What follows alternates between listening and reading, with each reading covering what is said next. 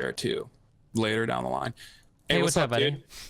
Hey, all right, perfect. You can hear me well Yeah. and everything? Are you guys All like right. streaming somewhere? Do I need to like link something or?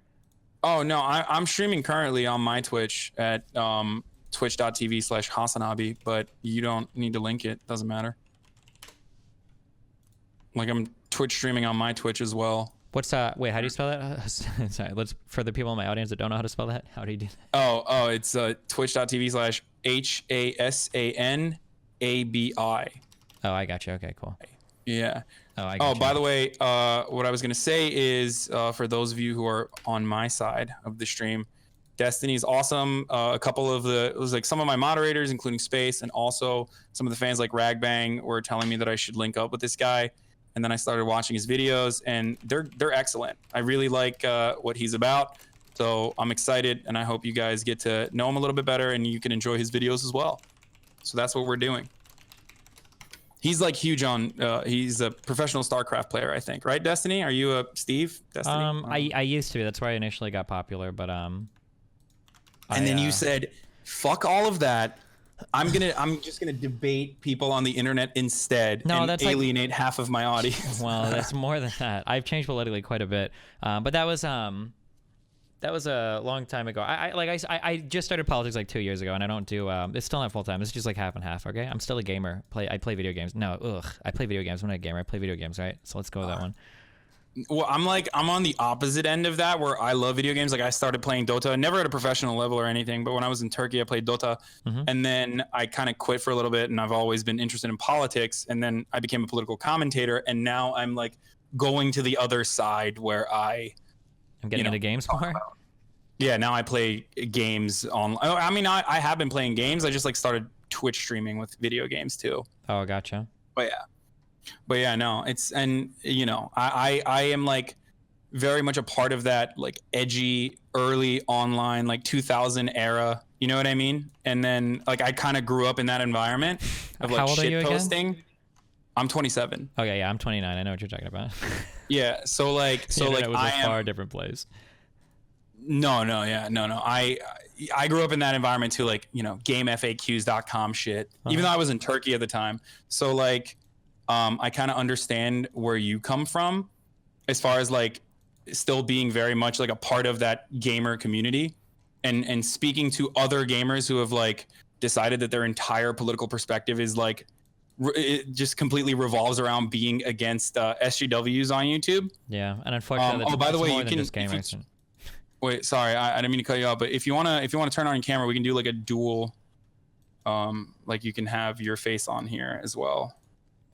Sure, why not? Hold on. Do you want to do that? All right. I think I have to kill it I need on to my like own stream, but too. Fuck them. Oh, don't kill your camera on your own stream. Don't worry about it then. Oh, are you sure? Yeah, no, it's fine. Okay. Yeah, it doesn't matter. I don't know how to do the permissions thing. Like I quit.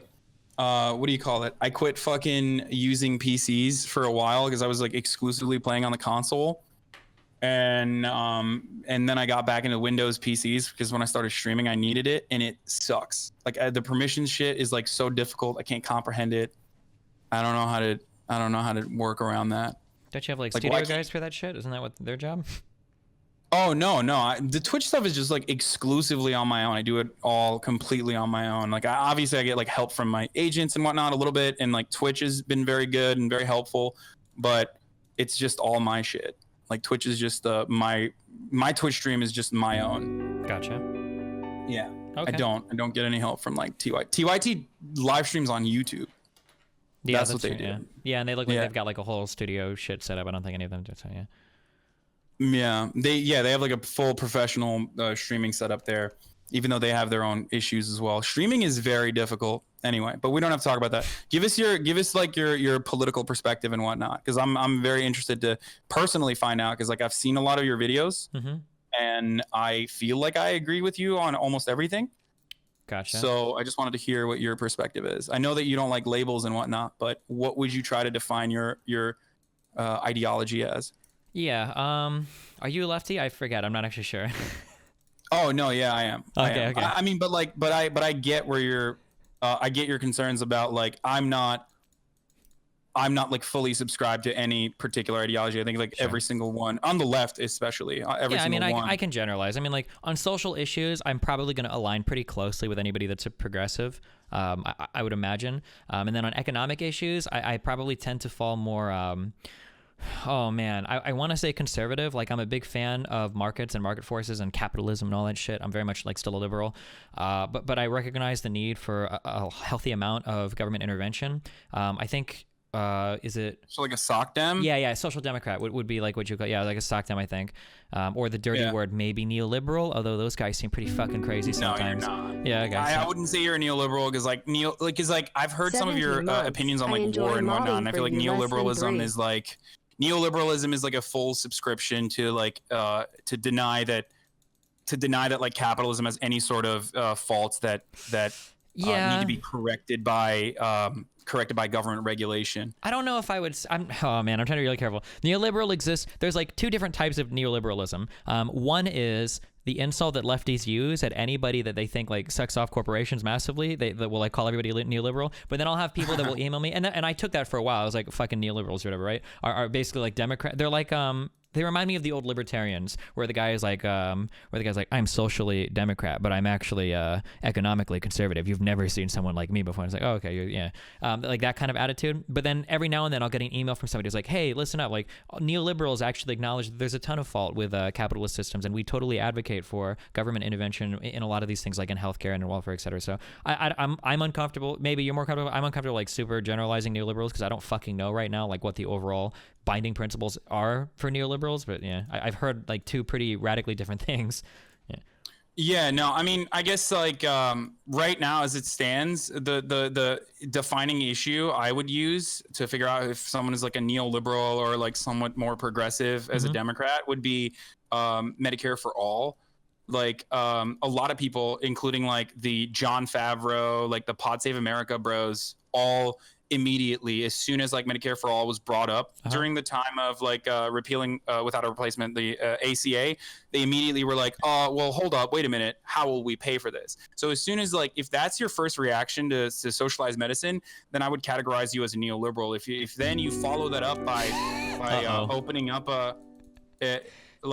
by opening that up with like a potential think tank that you create with a bunch of like big pharma people and a bunch of other like journalists and influencers, and then advocate against Medicare for all and claim that it's more important to like kind of figure out how we can solve the Obamacare, which is like essentially a market-based solution to socialized medicine, as you I'm sure are aware of. I wouldn't call it social. Nothing socialized about it. The ACA is like a monumental. Well, the ACA was successful in bringing more people under the insurance umbrella, but it was a failure in every other regard. Well, in most other regards. Absolutely. Yeah. Absolutely. We absolutely agree on that. Yeah. I mean, I guess like I would look to see if things are affordable. I think that's kind of important depending on what we're talking about. But I mean, it seems pretty obvious when you look at healthcare that it just can't be done under a private system. It doesn't seem like that's possible. Or I've never seen it done. I think one country does it well, and that's Switzerland. But it's literally like the highest GDP per capita country in the world. Like everybody's pretty wealthy. Yeah. There. Yeah. Yeah. It's all that Nazi gold that they're stashing away. Yeah, maybe. But yeah, no, I agree with you. I think like ethically it's I mean, I don't know. I don't think it's like viable. And also like other systems that even offer I like the elimination of the profit motive in that regard is probably the best thing we can do from an ethical perspective.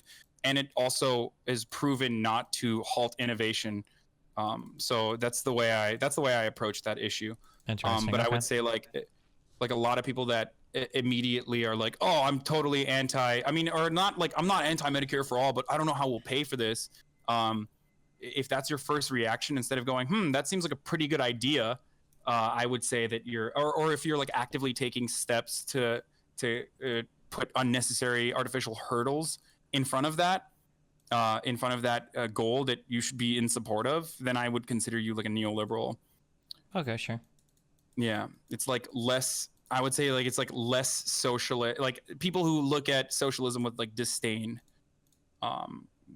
would probably. It's a broad generalization, so it sucks. Obviously, it's not Sure. very good at categorizing people. But like judging by what I've seen of your of your videos, I wouldn't even. The reason why I don't think you're like a neoliberal is because like I understand you're almost like a libertarian when it comes to like free trade, free travel, but I guess that's like you could be like a libertarian socialist even in that respect. It's possible, yeah.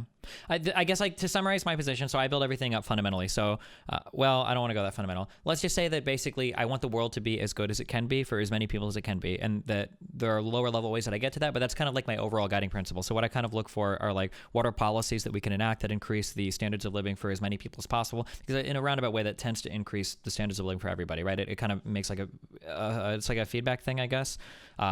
So like hypothetically, like if Mexico became the best country in the world tomorrow, it would solve our immigration problem completely, you know, stuff like that, like those kinds of things. Yeah. No, we're fully in agreement there too. Like I think a lot of the issues, or a lot of the things that like Republicans tend to claim about the issues surrounding immigration would absolutely be solved if like the U.S. had a non-interference policy as far as like Latin American countries go. I'm not saying that it would be like a wholesale solution to everything that's happening in Latin American countries, but it would definitely, historically, they would have been in a much better place. Sure, that's possible. Can I qualify something real quick that I said earlier? Just go on. Yeah. So real fast, just I'm trying to be really nuanced, especially if anybody ever like records this or clips this. So earlier when I said that the ACA failed, and then I tried to qualify that a little. The goal of the ACA, I believe, was to just get more Americans insured, and in that measure, I'm pretty sure the ACA succeeded. The ACA also provided for a couple of other important provisions, such as making it so that people could be insured under their parents till the age of 25. They made it so that pre-existing conditions clauses could be eliminated, and they also brought in line a lot of healthcare where there were people getting dropped from the healthcare for a lot of like really fucky weird reasons that probably shouldn't have been happening. I know that those are three of the big things that the ACA did as well. When I say the ACA failed, what I mean to say is that we didn't get a significant reduction in the cost of healthcare for the United States people. That's something that didn't happen. I noticed someone in your chat saying that the ACA did help some people, and undoubtedly, I think isn't it like it's like 10 to 15 million people were brought in under the ACA for being covered, and there are a lot of younger people that use it now as well. That I'm sure there are a lot of people that were helped by the ACA. It just sucks that we didn't get something stronger that could have helped bring prices down for healthcare in the United States. Fucking Joe Lieberman, dude. But yeah, no, we're completely in agreement there. I don't disagree with anything you said. But I also think that like, or maybe at least like when I was younger, I assumed that like Barack Obama had nice intentions and like wanted to take this as like a necessary first step towards like, you know, some form of socialized medicine, which at least he like mentioned as much, even though it was, I'm not even memeing, but like on fucking Mark Maron's podcast. That was like one of the immediate like places where I remember him like actually saying, look, it's the politics is the art of the possible. I'm paraphrasing, but politics is the art of the possible. And at that time, like this was the only thing that was possible that we could do, but it's a very important first step towards socialized medicine, or, you know, fully comprehensive, like universal healthcare that is not affordable, but like free at no cost to the person. But yeah, no, as far as like that goes, as far as like medicine goes, I think we're in agreement there. So I don't know.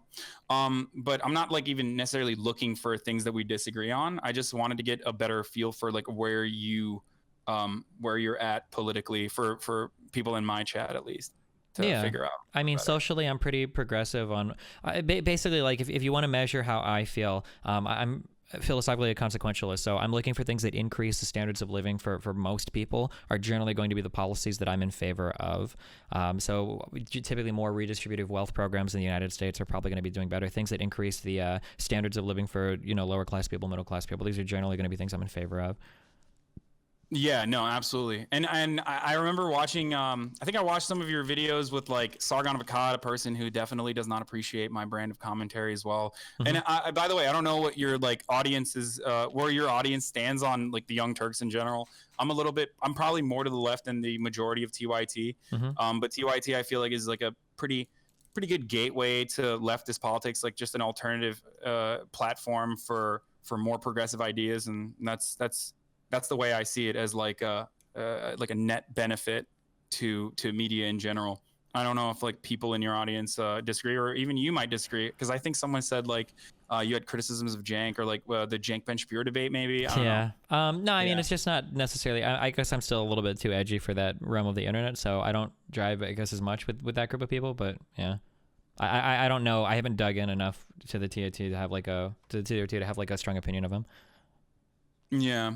Well, yeah, no, we're like more, I would say we're trying to bring about social justice, but more importantly also economic justice as well. Like Sure. we understand I mean, a lot material, of those are kind of tied together almost, right? Inexorably. yeah, absolutely. But I feel like, again, performative neoliberalism would probably be like exclusively fighting on social justice and thinking that capitalism can solve these sort of capitalism in and of itself can solve these sort of issues with free market principles when it's proven not to. Yeah. So like a neoliberal might say like, oh, well, if, you know, a bunch of cake shops want to deny a gay person a cake, other cake shops will open up, right? I don't know. The free market. I feel like their opinion on social justice like still it supersedes any, like even in that instance, like they don't, I don't know if they like rely on free market principles. I don't know. Let's see. Let me look really quickly to like give you, because there's no like actual definition, I feel like, of neoliberalism. I feel for everyone in your audience as well, the book I would recommend everyone checks out is Chapo, or the podcast I recommend everyone checks out is Chapo Trap House. I feel like they have built out or carved a brand for themselves by like shitting on neoliberalism, which kind of in terms that are similar to the way you originally said, leftists like regard everyone as neoliberal if they're not, you know. Yeah, I guess socialist. the only thing that makes me, is it really Chapo? I thought it was Chapo. Is it Chapo? Chapo. Okay. The only thing that makes me nervous about Chapo is I don't even know if I believe this anymore. Dude, I feel so much less strongly about the statement I'm about to make than I thought I would. I don't know if I necessarily like how much they shit relentlessly on liberals. Although every day I'm starting to understand more and more why people do. So. Oh no, I definitely get that. I definitely get that part. It's because like the whole John McCain shit, dude. That's like I think that's a perfect way to describe like what like U.S. political discourse and like the hatred that a lot of Americans feel towards mainstream media and like legacy publishers in general, because like they're not reflective of the views of average Americans. And we can talk about whether or not they should be, but this whole idea that like they uphold and protect oligarchs at all costs. You know what I mean? And, what do you mean by that? Or what do you mean by that?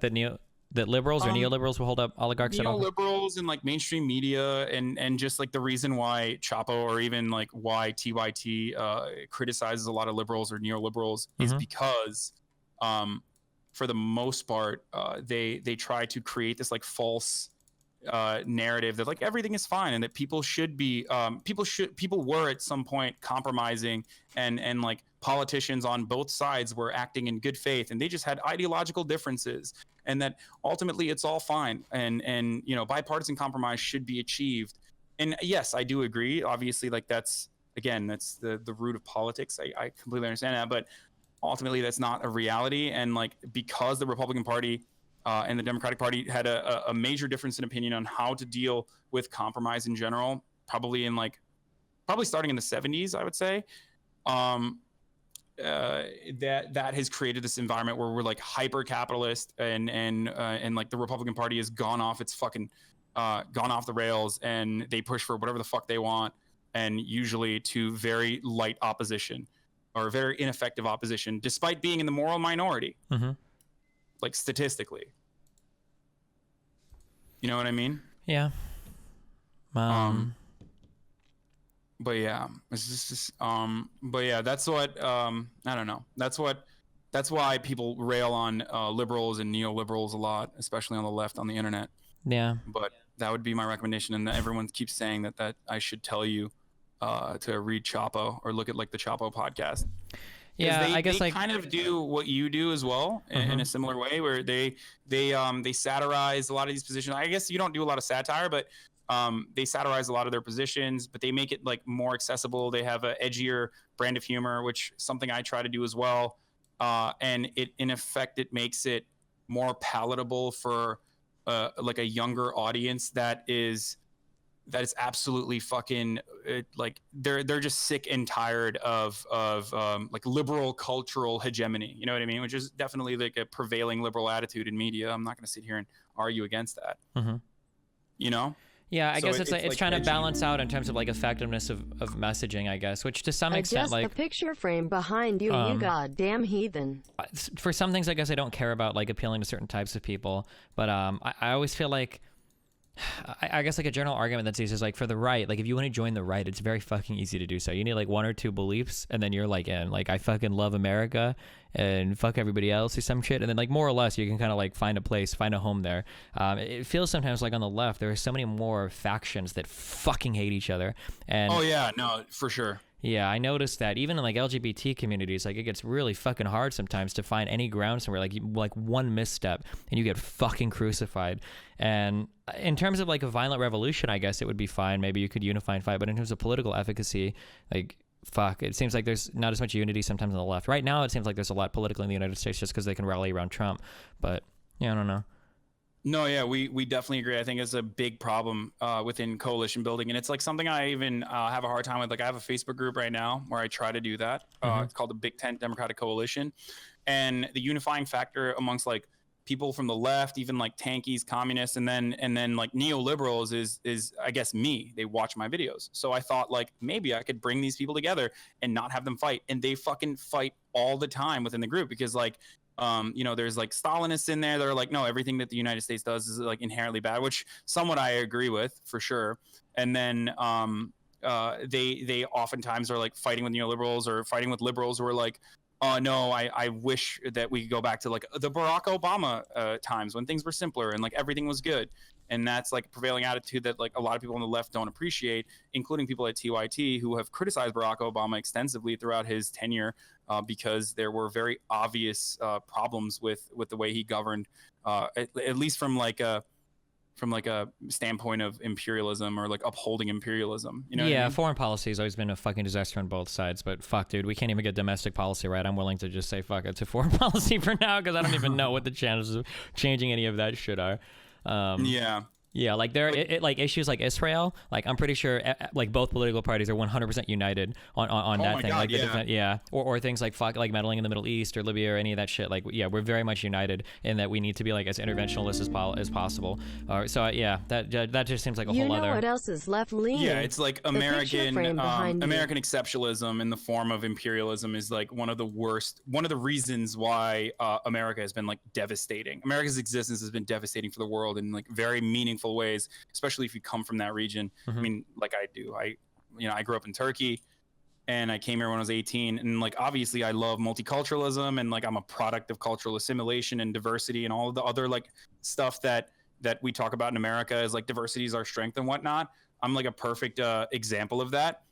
But at the same time, I've always hated U.S. foreign policy for very obvious reasons, because I come from a region where I see the like devastating outcomes almost directly, you know? Sure. But yeah, it's understandable that like it feels like the needs of the military industrial complex are never going to change, and that it's almost impossible to change foreign policy, especially because we can't even change domestic policy for the better. Yeah, I get that. Like we can't even agree on things like my problem, I guess, like I say a lot that like I'm not partisan or I'm not like political. The whole interest of everything that I do, I guess, is I kind of have like personal values, and then I kind of extend those to policy positions, and then I try to evaluate what I feel like the best policy positions are using some sort of what I would hope is a reasonable thought process, and that's kind of my goal in everything I do. So there are things that I disagree with both sides about. Generally, I'm pretty much anti-Republican in almost every measurable way right now. Just because the positions I've reasoned myself to stand in stark contrast to almost everything Republicans stand for. The thing that I feel like hurts the most right now isn't so much ideological disagreements or disagreements of values. It just seems to be like I guess like general intelligence of people across the United States and awareness of certain issues. So for instance, like, you know, we can have a conversation on whether or not it's appropriate that the U.S., you know, fights wars against terrorism in some country while aligning itself with Gulf states in other instances. But then we can't even agree on if global warming is real. Like we're so many levels removed from having intelligent conversations on the U.S.'s place around the world when we can't even agree, like, is contraception good for teenagers? Like these are things that we still have arguments about, and it feels impossible. Like there are so many impossible hurdles to overcome in terms of like figuring out good discernible positions that our politicians should take. I don't know. No, I think it's a product of a crippling and terrible fucking public education system that is essentially a joke of the rest of the world. Like when they look at the U.S. public education, like the shit that I even learned in Turkey in high school, all the way up to like Calc 3 and mathematics, would be considered like very high level, I think, in American high schools. And you can correct me if I'm wrong on that, but and this is like regular routine public education system in Turkey. Wait, in Turkey, you guys do like Calc 3, DiffyQ, and fucking in high school generally? That's normal? Yeah, yeah. 100%. Oh, damn, nice. That's And very also, fucking like, impressive. And I remember when I got to college, I took a decent amount of calc in high school too. When I got to college and I saw freshman college students opening up, I always thought when I was a freshman in high school and they gave me the college algebra book, I was like, oh, they must give that to freshmen to be smart. Like, I'm taking college algebra as a high school freshman. But then when I get to college and I actually see other people open an algebra 1, like the peer, like this is the first time you've ever seen an X. And I'm like, holy shit, what did you do for 8 fucking years in math? There's no way. What? Yeah, no, I took the SATs and I never really like studied for the SATs, but I think I got a perfect score on the math. Like that was the only reason why I was able to get like scholarships and shit from a bunch of colleges when I came to America, was because like the SAT math's like a joke. Yeah, and I didn't take the SAT. I took the ACT. I don't even remember if the ACT has pre-calc on it. It might just get there. I think it might just get to pre-calc. I would have to go back and look, but I think like mostly it's like geometry and shit, or like very, very light pre-calc if it does. Like, oh yeah, I don't know. That's yeah. But yeah, I think again, like the fact that we're talking about this stuff in a very serious way, whether like global warming, like something that like 97% of scientists like have scientific consensus on, the fact that like a third of America very seriously believes doesn't exist and thinks it's a fairy tale, is not only insanely damaging for the future of our fucking planet, and that's even demonstrated by like the new report that just came out, which I haven't really looked into, but I was supposed to talk about, but it's also probably because of the fact that like we have such disdain for intellectualism or education in general. Like we look at it as like some elitist value. Yeah. And I saw that in Turkey when I was growing up with Erdogan and how he seized power. And I'm seeing that I'm seeing that exact same style of rhetoric within Donald Trump. And I think that's just like a more right-wing populist attitude to have, like to alienate the intelligentsia and claim that they're all like out of touch. Yep. Liberal assholes. Yeah, professors indoctrinating our students. Yeah, I kind of noticed that in a very weird roundabout way. I actually noticed that a lot growing up. When I grew up, I guess like my primary influencers were like fucking anime, Japanese cartoons, and then JRPGs, Japanese role playing games, were like the general things that I consumed.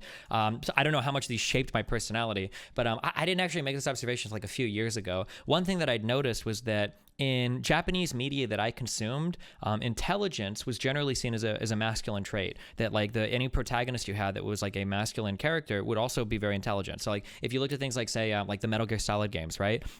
Snake is. Are you familiar with any of this shit at all? Do you know what I'm talking about? Yes, dude. I fucking love Metal Gear Solid. Yeah. So like in Metal Gear Solid, right? Like Snake is like the muscle, and Otacon is the researcher, but or like the really intelligent guy. But I don't think there's in any of the Metal Gear Solid line games, you never hear Snake say something to Otacon like, "Whoa, slow it down there. Put that in English for me. I didn't get what you said." Right? Like you never hear that. Like Snake is very fucking intelligent, right? But in a lot of American media, those things are actually very separate. Where intelligence almost seems like a feminine trait because it's always dollied out to effeminate male characters, right? Like how many James Bond movies have you seen where the tech guy starts talking about something? I think it happened in Quantum of Solace where James Bond is like, hold on, I don't know what you just said, just give me the gun, or like I don't know what you said, like put that in English. Like you see that a lot in American media, that the masculine person, the Rambos, the Sylvester Stallones, the Arnold Schwarzeneggers, intelligence isn't like a big American they masculine handle trait. Everything with their fists. Exactly, right? They Yeah. all their problems like that. That's the way to do it. I understand. I kind of wonder culturally how much that kind of like flows over, that intelligence just isn't something that's like valued as like a masculine trait or a preferable trait, I guess, in U.S. society now. Although ironically enough, you need college degrees and anything to get a fucking job anywhere now. But yeah. Yeah, I mean, that's part of the reason why I think there's like this very deliberate anti-college rhetoric within right-wing populism as well, where they're like, college is bad, it's a grift. You know what I mean? Like, and partially because of capitalism, because of how tuition has expanded and tuition is fucking ballooned away. It's understandable to think that it's somewhat of a grift. Because at this point it's so fucking expensive. It's like it's comically expensive, and also creating an additional economic problem for the future as well in the form of like student loan, the student loan crisis. But from that respect, yes, it does seem like a grift, but like it's it's incredibly important that people better themselves and potentially can become better participants in the labor force, right? This is like something that we're like against. This is like my biggest fucking frustration with arguing with people is that I can't even agree like on reality statements. And dude, oh man, like when I have a discussion with my friends, it's like, okay, we need to fix our healthcare system. What I want to have. If there's somebody that honestly believes that free market solutions are better, then fine. Let's have that discussion. I would prefer that discussion rather than talking to a conservative where I'm like, we need to talk about healthcare. And like, what? It's fine. It's always been fine, dude. Like, people come from other countries to US to get healthcare. Like, it's fine. It's like, what the fuck? Or like, we need to fix our education. What do you mean? Our education's fine. Okay, well, we rank like 24th in the fucking world in like 3 different areas. And like, okay, well, we don't need to be like Europe. It's like, what do you fucking think? This is so stupid. Like, I would rather talk to somebody that disagrees with me than talk to somebody that doesn't even acknowledge there's a fucking problem. That's like the most frustrating thing, you know?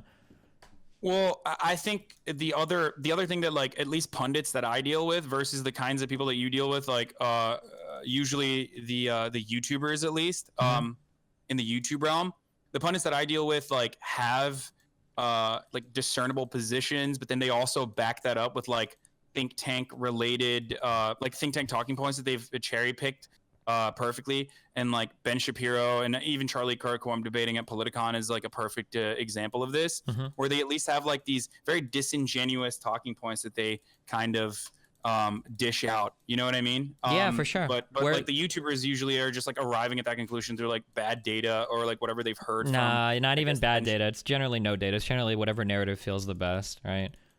Yeah. I'm saying bad data is giving too much credit to some people. I see like a lot of people that like, well, the kind of like one of the trends that I discovered with a lot of conservatives I bring on to talk to is that like it always feels like a conservative is like one question away from collapse. Where like if you just ask them to dig like one level deeper, all of their positions would immediately 180. You know, like for instance, like with the Ben Shapiro stuff, did this come from the Brookings Institute or something? What's like he says like there's only 3 things you need to do in order to be successful. It's like graduate high school, don't have a kid, and get a job or some shit, right? Do you know what I'm talking about? The Ben Shapiro talking point that you need like the main factors being successful is what do you call it? Like being married. Yeah, it's like getting married before having kids, graduating high school, and like getting a job or some shit, right? Yeah. If you should turn your chat to follower only mode. I'm trying. I don't know how to do that. I'm like very new on fucking Twitter. I think I did do that. I think someone like probably got in there. It's like I'm getting fucking bot attacked right now pretty hard. Yeah, I see. I'm looking at your chat. The cute boys are there. Yeah. What is that? What is a cute bot? What the fuck is that even? I have no I don't even know what's idea. going on. Some guy that goes around Twitch and spams the fuck Someone's like, no, that happens a lot. Oh yeah, one of the dipshits that like comes in my chat all the time with like sock accounts that I've like made the mistake of actually debating or like taking seriously for a little bit, loves to fucking raid me with bots or like other Nazis and like or like neo-Nazi names so that it like pops up on my fucking stream and shit as like a new follower. It's really weird. I'm gonna do that right now. If you so on the bottom left of your chat, click the cogwheel. Yeah. And then you're like gonna see my mods are like freaking out. Yeah. After you click the cogwheel, there's a followers only chat, and then must have followed for set it to like 1 day or something, and then everybody that's been following you for over a day will still be able to chat, and they won't be able to. All right, that's what I'm doing right now. Boom, there you go.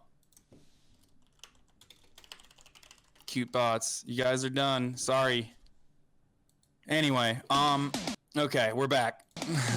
Thank you for that help, by the way. Oh, holy shit! Now there's like 400 people on there. I don't know. And then sometimes like my what do you call it? My like bit rate falls dramatically. I don't know how the fuck they do that either. That's something I actually was like hitting you up about. I was like trying to figure out like, cause you deal with these people all the time. Like you deal with like people who are like actively like running around in these circles, right? So I was wondering like how do you protect yourself, or like how do you maintain that like discourse is as elevated as possible or like productive, where you're having a conversation with someone. Very few of my conversations are productive. I mean, it's most of them are a shit show. If you look at my channel, it's usually just me shouting at somebody and the other person being very fucking frustrating. No, but I think it's entertaining. I mean, don't sell yourself short, man. I like I've been watching a lot of this stuff. Like I scream about this shit all the time, as far as like the pipeline between like anti-SJW YouTube all the way to like, or anti-SJW YouTube and like incel, MRA, PUA communities on the internet, all the way up to and like how they work alongside like crypto fascists, whether advertently or inadvertently without realizing how they're like helping. Oh God. Yeah. What? Oh, just people that will fucking verbatim repeat like fucking Rip Reno, Nazi talking points and shit, and they're like, oh well, you know, Al Pacino, I hear like so many Medusa. dumb, I hear sure. like so many dumb statements are going to like place me like, well, you know, it's not my responsibility how someone might interpret my message. Okay, I have my intention when I say it, and if someone takes it wrong, that's their fault. And I was like, okay, dude, like you've nice fucking. I think That's like when I was a weird freshman in high school. I comedy, remember too. the same thing. Like Jesus Christ, what? Yeah, no. The worst part about that is like I think it's damaging comedy and like actually hurting a lot of the edgelords that just want to do it for the memes and do it for the well, lulz. like because like if you're fucking hanging out with actual Nazis and like an international white nationalist movement is like mobilizing all around the fucking world, which by the way is going to hurt you regardless.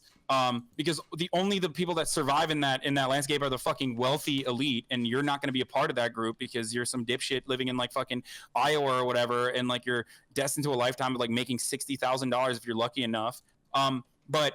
But like you're also ruining the fucking lulz for everyone else because like we used to make satire these is jokes, fucking but they dead, become dude. serious. Yep, satire is totally fucking dead. And even like oh man, without visiting like too many edgy positions I have. So like, okay, so here's like one edgy position I have, right? I think that you should be able to say whatever word you want at any point in time, and it shouldn't have to have like racist or derogatory connotations with it, right? That's a personal feeling that I have. But realistically, being a public figure, that's not how that works, right? And what I notice is that like if I use certain words, I'm gonna get a certain type of audience, and worse than that, there are going to be people that watch me that will feel like I'm reinforcing some belief that they have. So if I use a certain slur that is related to like a racial group or a some sort of minority group, right, like LGBT or whatever, that even if it might work for a particular joke or might be funny, there are people that will listen to that and their interpretation is that like, well, this is funny because fuck that group of people, and now you know I feel like my belief is being reinforced and I can feel like destiny supports me and that blah blah blah. Like yeah, I totally understand what you're saying. With all satire has been totally fucking destroyed because like you can't even do any of these positions ironically anymore because it's indistinguishable from people that are actually fucking insane. Like, and they do the same shit that they like originally mobilized against because there were like certain elements of like the social justice mob or like cancel culture on the left that was the prevailing attitude for a very long time for the past 8 years. And we can like dive a little bit deeper into why that happened.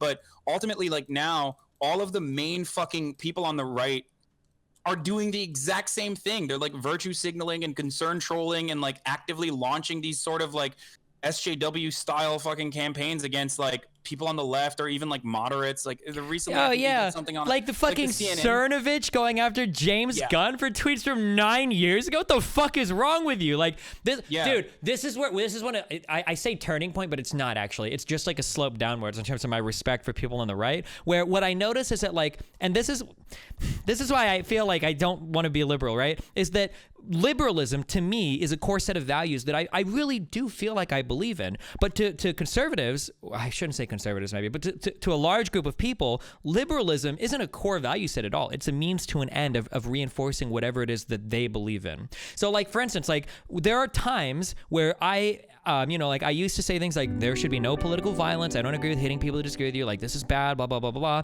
When people would get banned off of Twitter, I would tweet in solidarity. Even for people like Sargon, I would say things like, when Sargon gets banned and everybody's celebrating, I tweeted out like, hey, I don't think it's cool that we celebrate when these people get removed, blah, blah, blah, blah, blah. But damn, dude, when I got banned off of Twitter, I had 50 million of these fucking centrists celebrating my demise. It was like, wait, well, hold on, guys. I thought we were celebrating all of our freedom of speech and shit. Like, what happened, like every fucking skeptic idiot that I'd ever debated or ever argued with all came out of the woodwork to celebrate, the silencing of my spiritual show. I was like, okay, cool. I guess maybe we don't give a fuck about any of these things, and they really are just like a means to an end, Oh no, 100%. This is something that I admit all the fucking time on my videos and also on my Twitch stream as well, where I'm like, look, everyone is fucking hypocritical about free speech. Literally, in very few instances there are people who like reach across the aisle and like defend someone else's positions, like Alex Jones, and like will defend not deplatforming Alex Jones or whatever. If you would have talked to me a year ago, that was me 100%. Well, not even, maybe like 6 or 12 months ago. Yeah, I would have 100% defended like platforming every type of speech. And I'm good. Oh God. And I would have given you like a Dave Rubin spiel about the marketplace of ideas. Yeah, that's the point. Like, oh my God, Dave Rubin. I don't want to talk about it. I already got real mad yesterday. I don't want to talk about Dave Rubin. My heart can't handle it. Okay. It's too much for me. I just so you know, like I know him very well. Like I know him. Husband, like he used to work for TYT. We used to play basketball. I'm aware of it. Yeah. Yeah, like and then he just like kind of came out of nowhere. He was just like, I'm the real progressive. You guys are regressive, and then decided he's like a libertarian. You want to now, talk about virtue signaling? How about every single person that talks about how they are liberal all day long, and they mean it in an American sense, right? They're left-leaning. They're like not like a lefty, but they're like a you mean Democrat. classical liberals? Yeah. Well, yeah. no, not even. They want to say they're like, oh, you know, I'm actually supporting of left-leaning social values and everything. And then they parrot every single fucking conservative, you know, they platform the Candace Owens, the Ben Shapiro. There's like this weird, like 27-dimensional logic that they use where it's like, okay, you say that you're left-leaning on all these values. Why the fuck do you support every single right-leaning? Why do you support Jordan Peterson? Why do you support Donald Trump? And it's like, okay, well, I support left-leaning people, but I recognize there's problems with left-leaning people. So what I need to do is attack all left-leaning people and support all right-leaning people so that the left-leaning people that are crazy become more powerful so that they can be recognized by the other left-leaning people and then be destroyed by the right-leaning people so that once they're destroyed, the right-leaning people are crazy, and then the left-leaning people that are reasonable become the more powerful people that are... And it's like, what the fuck is this 75-dimensional logic? What? No, that's bullshit. Like, you're talking about college kids with blue hair crying in a fucking classroom, okay? And that's going to be a problem 20 years from now, because that's always what they say. Well, if it's in the colleges now, it'll be... Okay, well, what about the administration that we have right fucking now that's, like, locking children in detention camps or, you know, like, you know, bombing the fuck out of fucking Yemen? I thought that Trump was going to be non-interventionist on foreign policy. I thought we didn't want World War III, right? Or it's, like, destroying fucking healthcare and removing access by... Like, what about these issues that we have right fucking now? Don't you think these are more important than, like, you know, the 500-pound blue-haired lefty liberal lady that's screeching on some private fucking college campus because somebody wore a fucking Indian dress for Halloween? Like, is this really the most important? I don't know. Sorry. Yeah, no, so that's the thing, like, just so we make that distinction for my chat, because they're like, what do you mean? What liberals feel that way? If you're unaware, I think what Destiny's referring to here is like the people like Sargon of Akkad, or like people who deem themselves centrist, which we immediately, like, at least on my side, we immediately are like, they're not fucking centrist. Like, no, that's ridiculous. But that's who he's referring to as far as when he says like liberals, like the people who hide behind the word liberal in order, they're just like, it almost feels like they're so embarrassed to admit that they're conservative. Yeah, it's virtue signaling. That's what it is. It's virtue signaling. Like, yeah, just say you're fucking conservative, dude. Like you have people. Like, how many times? Oh fuck, who was the Australian guy who was like, oh, you know, I'm very socially progressive, but I'm gonna vote for the guy that's anti-gay marriage because I don't think the other side put up good arguments. So it's like, what the fuck is what kind of fucking logic is that? No, it's not. They're just like, they're embarrassed to be conservative, which is understandable because, like, again, both within mainstream media, there's a prevailing liberal attitude, but then also like younger people are more progressive socially, even if they're still like I just think that progress is inevitable. Okay, if we're I mean, as soon as the boomers fucking die, yeah, I mean, we move one step ahead. Yeah. Every foot in the grave is another foot forward for social progress. So as long as the Milo Yiannopoulos and the Ben Shapiros don't take too many young people, yeah. Yeah, well, that's the thing. Like, in that respect, like, I think it's a slow burn. So it's like hard for us to see within our lifetimes. But if you look at it from a more macro scale, like, you understand that obviously, like, you know, the end of slavery, you know, the civil rights movement, like, these are all very important steps. Even like, you know, gay marriage. These are all very important steps in like progress that normalize certain behaviors and like kind of create best practices for society to function, right? And like, they become the established norm. Mm-hmm. So that's part of the reason why like a lot of social conservatives who grew up in an environment where like that wasn't the social norm and they want to go back to that because that's like what that's their entire fucking ideology is, like conservatism. Like, that's what they believe. They want to go back to their roots somehow. They rail against that. They try to rally as effectively against that as possible, despite or at least like knowing full well that like that isn't necessarily popular. So that's part of the reason why they like hide behind these like weird terms and like claim that they're liberals, even though like a lot of people who would watch, like, there's no, like, what is a liberal attitude? If you consider yourself a liberal, but like you're advocating for like light ethnic cleansing, or not ethnic cleansing, but like making sure that you know, brown people shouldn't immigrate, and like we should encourage immigration coming in from like good countries like Norway and like you Sweden, mean non-shithole countries, to quote my head of state, like or who like embody American or Western values. Western values. Yeah, so like nothing like I don't like any of them. What Nazis fucking argued for as well. So what? Wait, like, are you attacking white Nazis culture? Liberals too? Or I mean Western culture? Sorry, I said white culture in accident. Whoops. No, like Western culture, white culture. I mean, it's like it's a dog you know, whistle. It's inflated, but 100%. Anytime I hear like a Lauren Southern figure start talking about Western values, like, fuck, dude, this is like so irritating to me. Like, what do Western values mean? So like, even if we say white people values, like, are you gonna tell me, for instance, that like some guy, like I live in Nebraska. I don't know if you've ever heard of this state. It's in the middle of the U.S. and it means nothing. Okay, I live in Nebraska. Are you gonna tell me that if I drive an hour out of my city, which is where like 2/3 of the population of the state live, and I find a farmer, that guy is gonna have more in common with like a fucking New York liberal or some gay guy in San Francisco, that these people are gonna share a lot of values as Americans? Like, I don't think so. This idea that we have like some homogenous like U.S. value that brown people coming into the state, you know, can't possibly share is fucking... Do you know what the most ironic part about all of this is? That if conservatives weren't racist, they would actually lock up elections so fucking hard. Because traditional Hispanic people actually have a lot of socially conservative values. You know, like gay people suck. You know, women should have long fucking hair. You know, you have your little quinceañeras and all of your little like traditional fucking gender roles and all that shit. Fucking, there are a lot of like Muslims and brown Hispanic people that would be conservative if conservatives could just look past the fact that they're fucking brown. Like they actually fuck themselves in that way, you know? Yeah, if they weren't like actively rallying to like drum up as much support through racial agitation, they would genuinely have like a better shot at winning elections. I mean, they already fucking crush it. They crush it through gerrymandering and whatnot. But like, if they weren't so flagrantly trying to uphold some like fucking neutered form of white supremacy in America, and rallying around that cause, other than anything else, like they probably would be able to bring in some other socially conservative minority groups. But you know, they're just so like anti them, which by the way, that's part of the reason why I love fucking Charlie Kirk and like Candace Owens, because like like conservatives always they try to tell you to they deny like empirical evidence as best as they can, but now they've moved past that. The hubris is like they are now trying to get you to deny anecdotal evidence. Like when you tell a black person that like you should vote Republican and you should escape the Democratic plantation, which by the way seriously seems like something a very racist white person wrote that Candace Owens is like repeating, because like I don't know if like black people would use that sort of like you know, not any of the black people I know don't necessarily use that sort of sure, it's possible that one would, depending where they grow, but yeah, go ahead.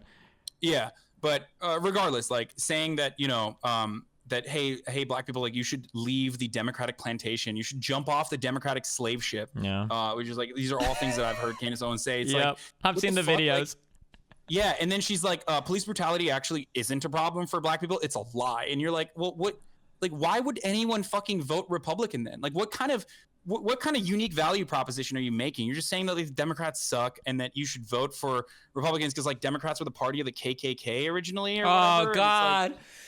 And if you like bring up a map and it's like, okay, sure, let's go with that logic. Let's see who the Democrats were and let's see who the Republicans were in the 60s, okay? Let's test this. Oh, that's really interesting. All of the northern states are Republican and all of the southern states are Democrat. So do you think that every single person like switched states? Or do you think that maybe the way that the political parties worked in the past were a little bit different than the way political parties work now? Like, it's such a dumb fucking thing to make. Oh my God. I mean, it did not, like, that's what I mean. Like you're asking people to deny like anecdotal evidence that they have every single day, like in their lives. You're asking people to be like, oh, you know, these Republicans sure seem very racist, and like a lot of their talking points sure seem kind of racist, but maybe I should vote for them instead of the Democratic Party because I didn't know that they were responsible for the KKK. You know yeah, like, mean? well, like, 50 years ago. fuck? Yeah. Like, yeah. Also, like, when you have got to prove, like, look at how not racist I am. Like, my political party might have done something 50 or 60 years ago. It's like, damn, dude, you got to go real far back to fucking find a good example. Like, have you ever heard of a guy named Anthony Brian Logan? No, I have not. This is the closest I've come to killing myself on stream. This guy is like, I guess he's, I don't know what words I can use to describe people that would be considered racist, but he would be like, he's a black male conservative. Okay, yeah, token black male conservative, right? Oh man, dude. This guy, when he was on my stream, is like unironically arguing, saying things like redlining and all of that shit. All of the discrimination against blacks in the past didn't have anything to do with their skin color. It was just because they had bad credit. That he knew the KKK, but the KKK wasn't always bad. Like the KKK brought his grandma Christmas presents and stuff, and that black people could always buy houses if they had the credit for it because his dad owned a house in West Virginia. Like I didn't even know how to like. Oh God, it was such a difficult conversation to have. Oh my God, yeah. Someone in my chat said we call people like that Hotep's destiny. But I just looked them up, and that's, oh Jesus fucking Christ. I mean, but that is, by the way, that is absolutely a product, and people will get mad at me for this, but that is absolutely a product of like the right also adopting like left-wing tactics. That's like appeal to authority, is something that like definitely people on the left use all the time, and they're like, you don't understand the struggles that I've been through. And that, by the way, I think when they're doing it, or when people on the left are doing it, more often than not, or if it's like a minority group, like a representative of a minority group, more often than not, they're doing it not in a disingenuous way, but also to just kind of genuinely share their perspective. You know what I mean? Because no matter how much we try to understand, like, we're never going to understand what it's like to be a young black male growing up in this country, especially on like a very poor part of the country. You know what I mean?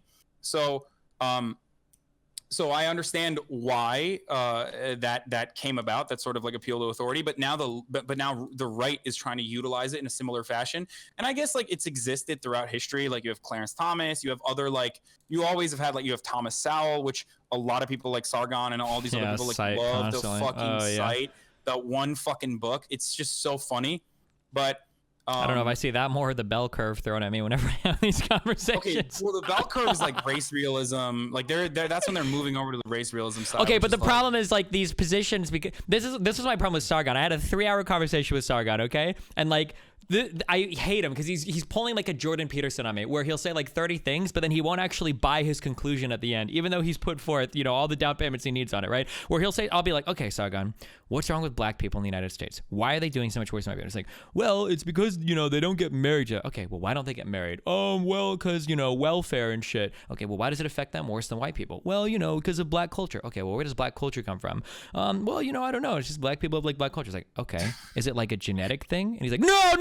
Whoa, are you calling me a race real? Whoa, I didn't say. I was like, okay, whoa. Well, I'm just trying to figure out, like, what is the source of black problems in the U.S.? Because you've rejected every other possible explanation. It can't be socioeconomic. It can't be rooted in any historical policies by the U.S. government or other people. It can't have anything to, right? So now I need you to tell me what it is. He's like, well, I don't know. And it's like, okay. I mean, the only other thing I can guess is that you must think that, like, black people just have, like, some sort of biological predisposition towards having a shitty culture. He's like, whoa, you said that, not me. Stop trying to trick me to be racist. Like, okay, dude, I don't know what you want me to fucking, like, his arguments are basically, if you take a race realist and you take like a Sargon liberal or conservative, whatever the fuck he is, right? The race realist will say, like, Sargon will say 20 things about black people, and the race realist will say the same 20 things and then add one more thing at the end, is it's because of their genes. Like, that's the only difference. Yeah. Otherwise, for sure.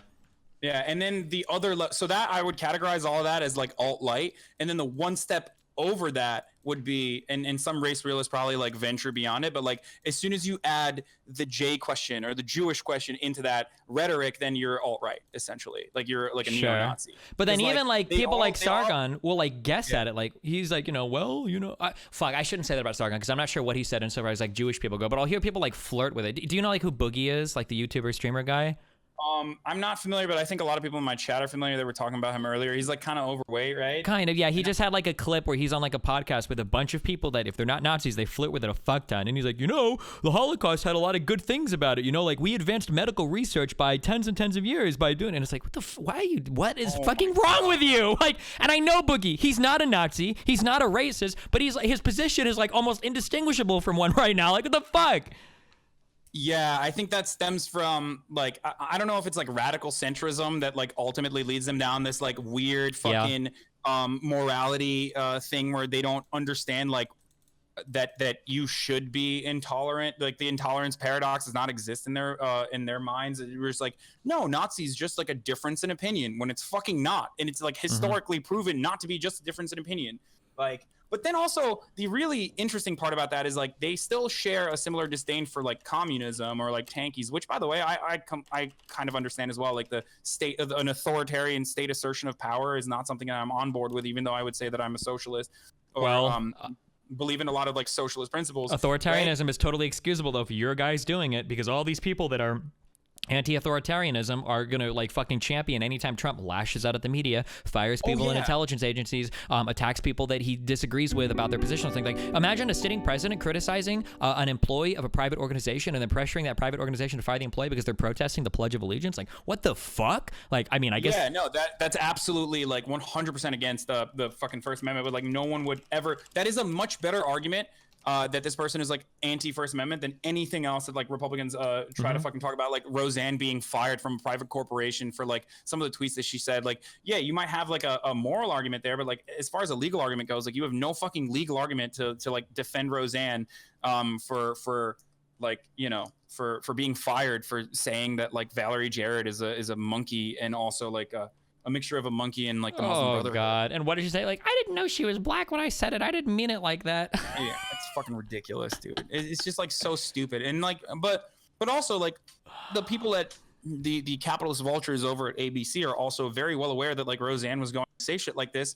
They fucking hired her for that specific purpose because they were like, she voices the MAGA majority, like she's the voice of the silent majority.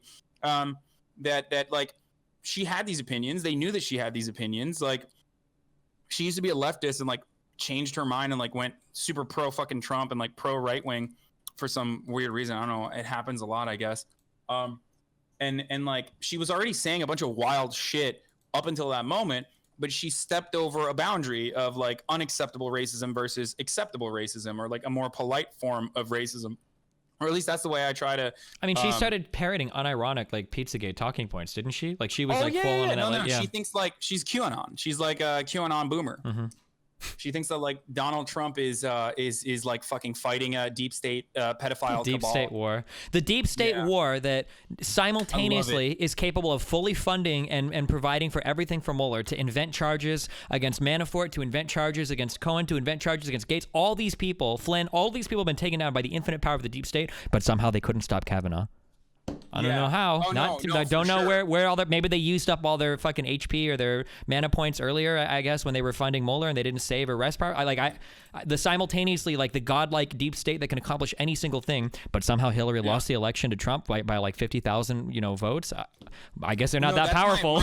My favorite is the fact that like within QAnon, and like a lot of these conspiracies are great because I mean personally I love conspiracy theories. Like I love reading into them and like watching them and shit. I mean I don't believe in any of it, but you a verbal the reason why I love it is because like it butterfly, identifies. If you ever seen like an fuck. introductory QAnon video, it identifies like a lot of the fucking problems in our society. In like a lot of the problems with modernity, a lot of problems with like fucking late stage capitalism. It's like all politicians are crooks. Like it starts off, the first 5 minutes is like a fucking Adam Curtis documentary, or like this, I guess, zeitgeist for fucking boomers. And you're like, oh shit, this actually makes a lot of sense. And then it makes this like fucking crazy turn where like it attributes all those problems that like politicians are crooks exclusively to fucking the Democratic Party. And then also whoever Trump seems to have a problem with that week, because they'll add John McCain in there. He's also a pedophile now because he had, he went back and forth with Donald Trump. Like that's the beautiful part about QAnon, that it's like you know how like League of Legends obviously like updates itself fairly regularly, or like these sort of MOBA games and like Fortnite. They're called like Infinity QAnon games. is constantly fucking improving its conspiracy theory by getting user feedback.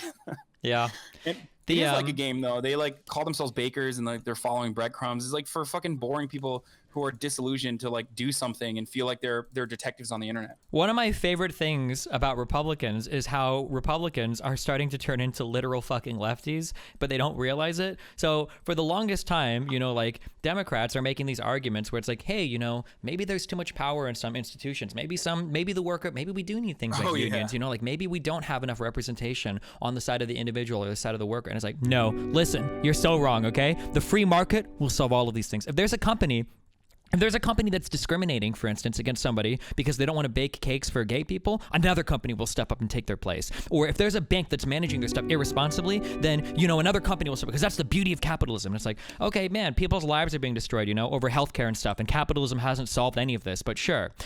But now fast forward to today, and now Republicans are complaining about too much power being centralized in some private institutions, except they're talking about Facebook and fucking Twitter. Where now they're talking about like, well, hold on, maybe some of these companies have too much power because I can't see fucking Alex Jones on fucking Facebook anymore. It's like, wait, this is what it took to bring you over to the idea that maybe sometimes a company can get too powerful and have too much leverage over the individual. Like, shouldn't there just be another social media platform that'll step up and the free market will solve for that problem? Like, what happened? Why did all of your arguments 180?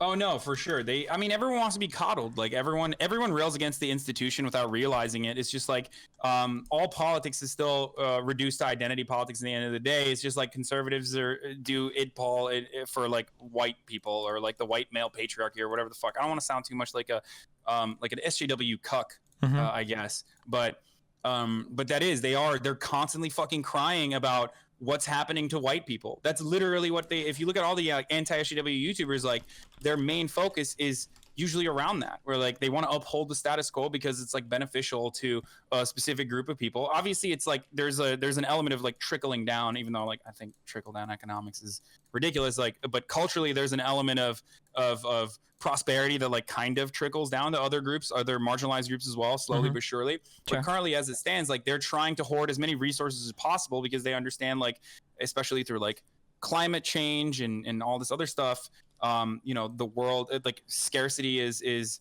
becoming more and more of a reality. So they're like, we need to make sure that the system stays the way it is for white people. Like white men are the ones who are being attacked now. You know what I mean? It's like or the simultaneous where it's like being a minority isn't that bad in the United States, and then in their next breath, white people becoming a minority is the worst thing that could ever happen to white people. Yeah, like what was it? The guy who was like, our generation's N-word is straight white male. It's like one of my favorite fucking tweets of all time, dude. The white gamer, and I'm part of gamers, so I'm actually the most oppressed group. White male gamers are the most oppressed group in the whole fucking. It's like, really? Tell me about the oppression you go through. Well, one time I quoted Chris Rock's skit 15 times at this black guy that was acting out, and someone came and called me racist. It was the worst thing I've ever experienced in my whole life. Like, damn, dude, that's rough, man. You got it real rough, don't you? Huh. Yeah. No, for real. That's. I mean, yeah. If you're unaware of like the negative consequences of systemic racism because you're privileged and you don't have that, which by the way, I don't like think that everyone who's privileged is automatically a villain or whatever. Which by the way, I think that's like something that the left needs to communicate better as well. Like be more understanding of people who are definitely coming from a place of privilege, but aren't like aware of like potentially the benefits that they have. You know what I mean? Because like everyone ultimately still is under the same oppressive system that we are all experiencing, right? Like that's the way I see it. Sure. And I don't think we do a good enough job communicating that. But like I forgot. I lost my fucking train of thought. God damn it. I was gonna make a statement about like white fragility, but never mind. Fuck it. I know people will get mad at me for saying that anyway. Somebody made a really interesting paper on that once. I read it a long time ago. I wish I saved it. It has to do with the idea that like if you hold a certain power in society, when other people make gains, the impression is that you're actually losing out a ton, you know? Oh yeah, and it had to do with white fragility. Yeah, that like. Yeah, no, yeah. Because like it's all centered around like scarcity. It's all centered around like scarcity politics, where like they're like, oh, there's only a finite amount of resources and like or finite amount of wealth, and like if I don't hoard as much as I possibly can for myself and my family and people like me, because I see like other people gaining momentum, that means that like they're gonna take away what I have, and that like that obviously comes out in like class warfare, which is a thing that I feel like Americans lack. Like class consciousness is a big problem. But then it also comes out in like racial agitation and like differences in race. The reframing of these things are so fucking sad to me that somebody will like you have like people whose like stocks will change by like 1 or 2%, whose net worth will change by billions and billions and billions of dollars, but somehow like it's the woman that buys Twizzlers with her EBT card. Like these are the actual people that are fucking taking all the money from our economy. Oh yeah. Not the fact that Apple doesn't pay any taxes. It's actually like the two black guys that are scamming the office out of food stamps, and it was like, oh, like come on, dude. Yeah, that idea of like rich people like turning poor people against each other is like very sad to me.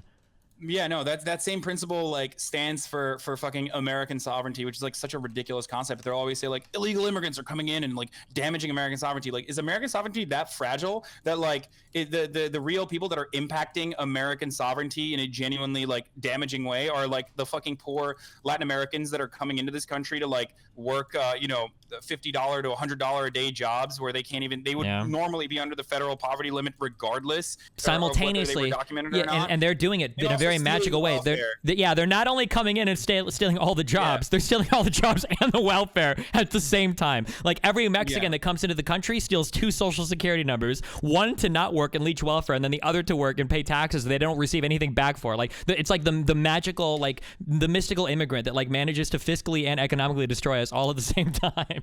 Yeah, it's definitely them, and it's not the fucking 1% that's like dumping in $50 million, like Sheldon Adelson, like paying the Republicans, the GOP like $50 million just to enact their policy, or like people like Ed Rollins like going on Fox News and literally saying like, listen, I just got off the phone with like one of my benefactors. And he just said, hey, I just wrote another $1 million check to you to ensure that Kavanaugh gets confirmed. I think he's a really good guy. He's going to be really good for us. Like, they're openly admitting this sort of shit. But then then the Republicans turn around and project and say that, like, there is some sort of, like, liberal momentum and, like, some astroturfing that's happening on the liberal side that for some weird reason is the real reason why, like, people are protesting Donald Trump, and not because, like, they're genuinely trying to fucking save their lives. I don't know about that one. I mean, if I wasn't getting paid by George Soros every single day to come on here and talk, I don't know if I would talk so negatively about Trump, you know? I've been fucking waiting, dude. I've been waiting. I say this all the time. For a Soros check? I've been waiting for that fucking sweet Soros check, but like I keep talking about like ensuring that we shouldn't have it. Like I keep talking about like the existence of billionaires showing us in the most flagrantly way possible that this system is completely broken. So obviously like George Soros probably isn't paying me because of that, because I like I advocate against billionaires all the time. So I don't know. Maybe I get alt-righters that come into my chat sometimes and talk about how like I'm part of the Jewish conspiracy and all that shit, even though I pretty relentlessly shout out Israel whenever like Israel-Palestinian issues come up, but it's like, okay, I guess maybe I only like some Jews and not others. I don't know. Yeah, no, I know, same, obviously. Well, I guess that's different. Is this Sargon? Like, that's the big difference between like alt-right and alt-right. People are making fun of us for talking very fast right now, by the way. Yo, Hasan, you guys are talking hella fast. Take it back a notch. Who can talk the fastest without being on cocaine? Find out on Hasan's stream. Sounds like these guys don't have English as their first language. Sounds like they're not true Americans. Yeah, they're some of them aren't. Like some of them aren't true American. I mean, English isn't my first language either, so technically. You don't have like an accent at all, so good job. And you moved over here late. You said 18 or 16. What was it? Yeah, I was 18 when I came here. Yeah, but but that's the thing. Like, I grew up loving fucking and like loving American New York culture. City, You know what I mean? Neoliberal critique. Yeah, if you think this is fast, my I Turkish want is, all like, leftists and Democrats to be like him, but also that's I what want I mean. to Like, kill myself. I'm definitely a product of like I'm an immigrant who loved American culture when he was growing up and like wanted to come here. And I think there is a lot of immigrants like me who come here because they're like, this is the land of opportunity, or at least it's like been sold that way. You know what I mean? It's good marketing. Yeah, I mean, and it's funny because in a way, like those immigrants sometimes end up being like the most racist ones. Like my parents are Cuban and they're like that. Like my whole Cuban family is insanely fucking conservative. And I've known like Mexicans that are similar, where it's like the ones that came here and made it are like the most anti-immigrant and the most like pro. Yeah. Oh yeah. Oh, 100%. I mean, Cubans are. I mean, I'm sure, but for the chat. And I think you can speak to this as well. Like Cubans are in an entirely different, unique position, especially here in America. You're all right, because, Dan. Don't go to Israel tomorrow. They were given like amnesty, I guess, or some form of amnesty, because they were also like escaping, Fidel Castro. oppressive communism. So like inherently they were also like the wealthy landowners, right? If I'm not mistaken, the ones that got like thrown in jail for not allowing the government to like nationalize their land. Oh, I'm not sure about that. The main reason why I know that Cuban people hate Democrats has to do with like Jimmy Carter and like the Bay of Pigs and everything was like the big. Oh, that's interesting. Okay. That basically Democrats set up like a big attempted coup, and that when it came time to fight, they basically were like, "See ya, like you're on your own," and that a lot of Cubans got killed and like, hated because of their special privileges. Or JFK, like, not Carter, sorry. Protection. Yeah, but because of the special protection they got, like they feel as though they are above other like Latin American minorities that come here, where they're like, oh, why they're coming illegally? Why are they coming in illegally? It's like, dude, you didn't have to do that because you were given like amnesty. Why can't we offer that to like all the other people that are coming in right now. Oh my god, dude! You should talking to my mom about this is some of the most frustrating shit. I'm like, Mom, why do you think like? Because every time people talk about illegal immigrants, it's like it's so fucking dehumanizing. Like these people come over and they try to like steal our jobs. It's just like, okay, dude, like, Mom, like you have like fucking 10,000 fucking kids. Like, wouldn't you do what you could for your family? Like, don't you say all the time that the Cubans like you talk to me about all these cool stories about my uncle like swimming half the way here and shit. Why do you celebrate it when they illegally immigrate, but then when Mexicans do it, they're like fucking demons? And it's always like, oh no, that's way different. It's way different. That's a totally different thing. Like Why that's is not it at way all different? the same because those were communists and they were evil and blah blah blah. And I'm like, okay. Yeah, no, it just doesn't. It's a very conservative mindset. I feel like I said, I think it like not to be super reductive, but I feel like it goes back to scarcity politics where they're like, there's only a finite amount of resources, and like if more immigrants are coming in, like they're gonna suck up the rest of the resources that we have to like fight off for, which is understandable because like in the current system, especially the way wealth is generated, like and hoarded at the top, I understand why like we are in the bottom, like the majority is like fighting for scraps basically. But that's why I advocate for more like socialist policies, I guess, or because like I understand that we need to open up that like we need to drastically redistribute wealth in an effort to, I mean, even if we're not going to provide restitution or reparations for black folk or whatnot, like we still need to do as best as we can to like poor people, and that includes white people, poor white people as well, and improve everyone's living conditions because we have enough wealth for everyone, including like fixing fucking the majority of Latin American countries, but that's like an entirely different conversation. You see what I mean? Yeah. Which is why I think like even though you talk about like free market capitalism and like how you believe in the free market, I feel like you understand the inherently oppressive nature of capitalism and you advocate against it. Or it needs to be if you're going to be like a capitalist or like I am, right? You need to understand there have to be some severe like checks in place to make sure that shit doesn't get fucked, right? Yeah. Yeah. Otherwise, you're like an Ayn Rand high school libertarian, I guess. Yeah. Oh yeah, no, for sure, Ayn Rand. Yeah. Nah, she's great. Even though I think she like also took advantage of Social Security, which everyone does. But I don't know. Do you like do you listen to a lot of Chomsky or anything like that? Like, have you read any of his work at all? Because he's like technically a libertarian socialist, I guess, or like a anarcho-syndicalist. Sure, yeah. I mean, I've listened to a decent amount of Chomsky videos. I haven't read any of his literature. I mean, he seems like a cool dude. I read the exchange between him and fucking Harris. But yeah. Chomsky. Oh yeah, no, I love that. I did that on stream too. It's fucking great. Yeah. I just like I think Sam Harris was like for TYT at least, like he was part of the reason why we had like a big fallout within our own audience. Like he divided our own audience because like a lot of people who were like, oh, Sam Harris is a liberal, you know what I mean? Like he's an atheist, he's a liberal, like.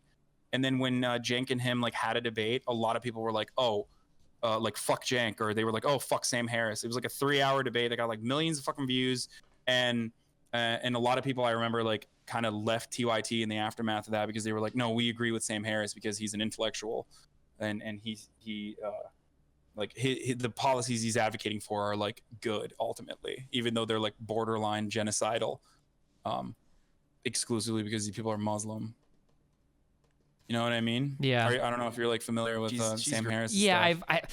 I don't want to make as much strong statements. I've read some stuff though about him advocating because I know that he wrote that, was it an op-ed in favor of like torture? That it could be theoretically justified at some point in time. It seemed kind of tone deaf based on what we know about torture. And his statements on Muslims seem very strange. As an atheist, he comes out swinging really hard for Judeo-Christian values in a way that confuses me, but. Yeah, no, it's like the otherism. I feel like they'll always say like, look, I'm just looking at stats. I'm just looking at this from a statistical perspective. It's like Islam is inherently like a violent religion, and that's why they're like, that's why they're responsible for so much devastation globally. That's why they're responsible for so many like the terror attacks and whatnot. But then they never look at like the actions or the consequences of American imperialism, where they're like, oh no, that's totally justified because like we're doing it to protect ourselves. Sure. Or they say like, well, that was in the past, Christianity changed. I wasn't even referring to like the Holy War or not. No. Oh no, like, even not.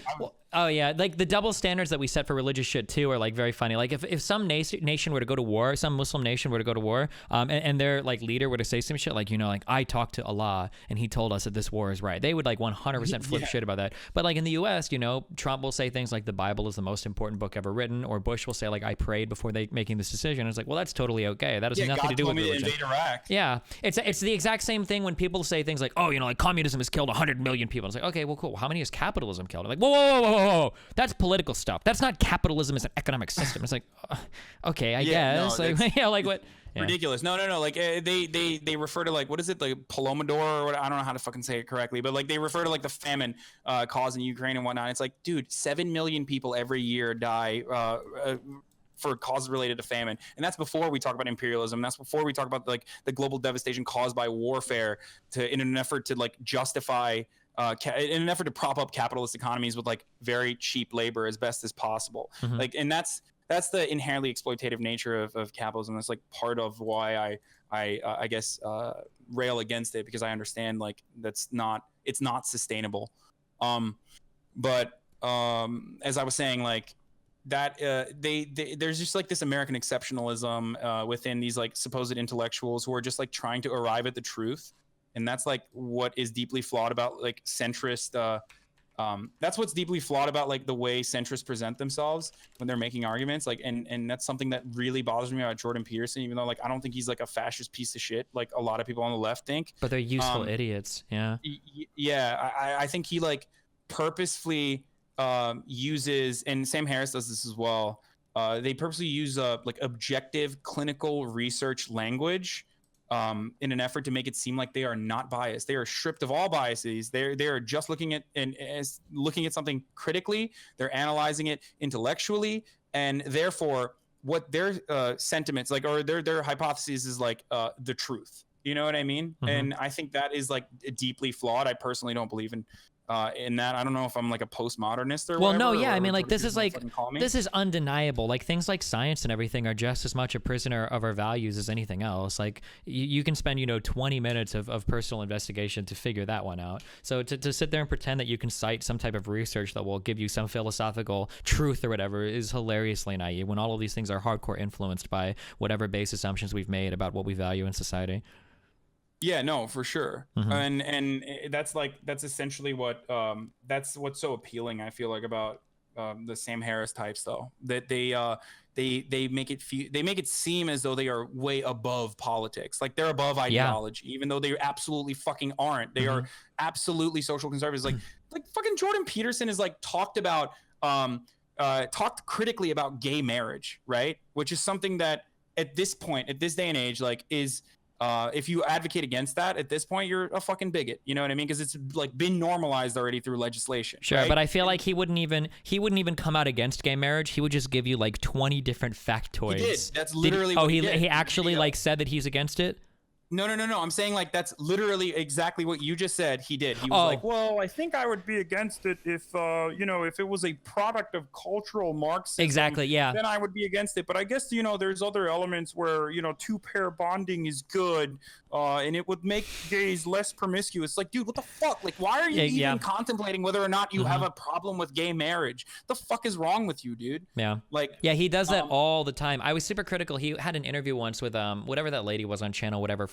Channel 4. Yeah, and she got absolutely demolished. And I still think she probably did because she wasn't prepared for it. But that's when I really started to pay attention to kind of like the trick of Jordan Peterson's speech. And what Jordan Peterson will do is I don't know, have you taken like any bit of, if I say like descriptive or normative claim, does that mean anything to you?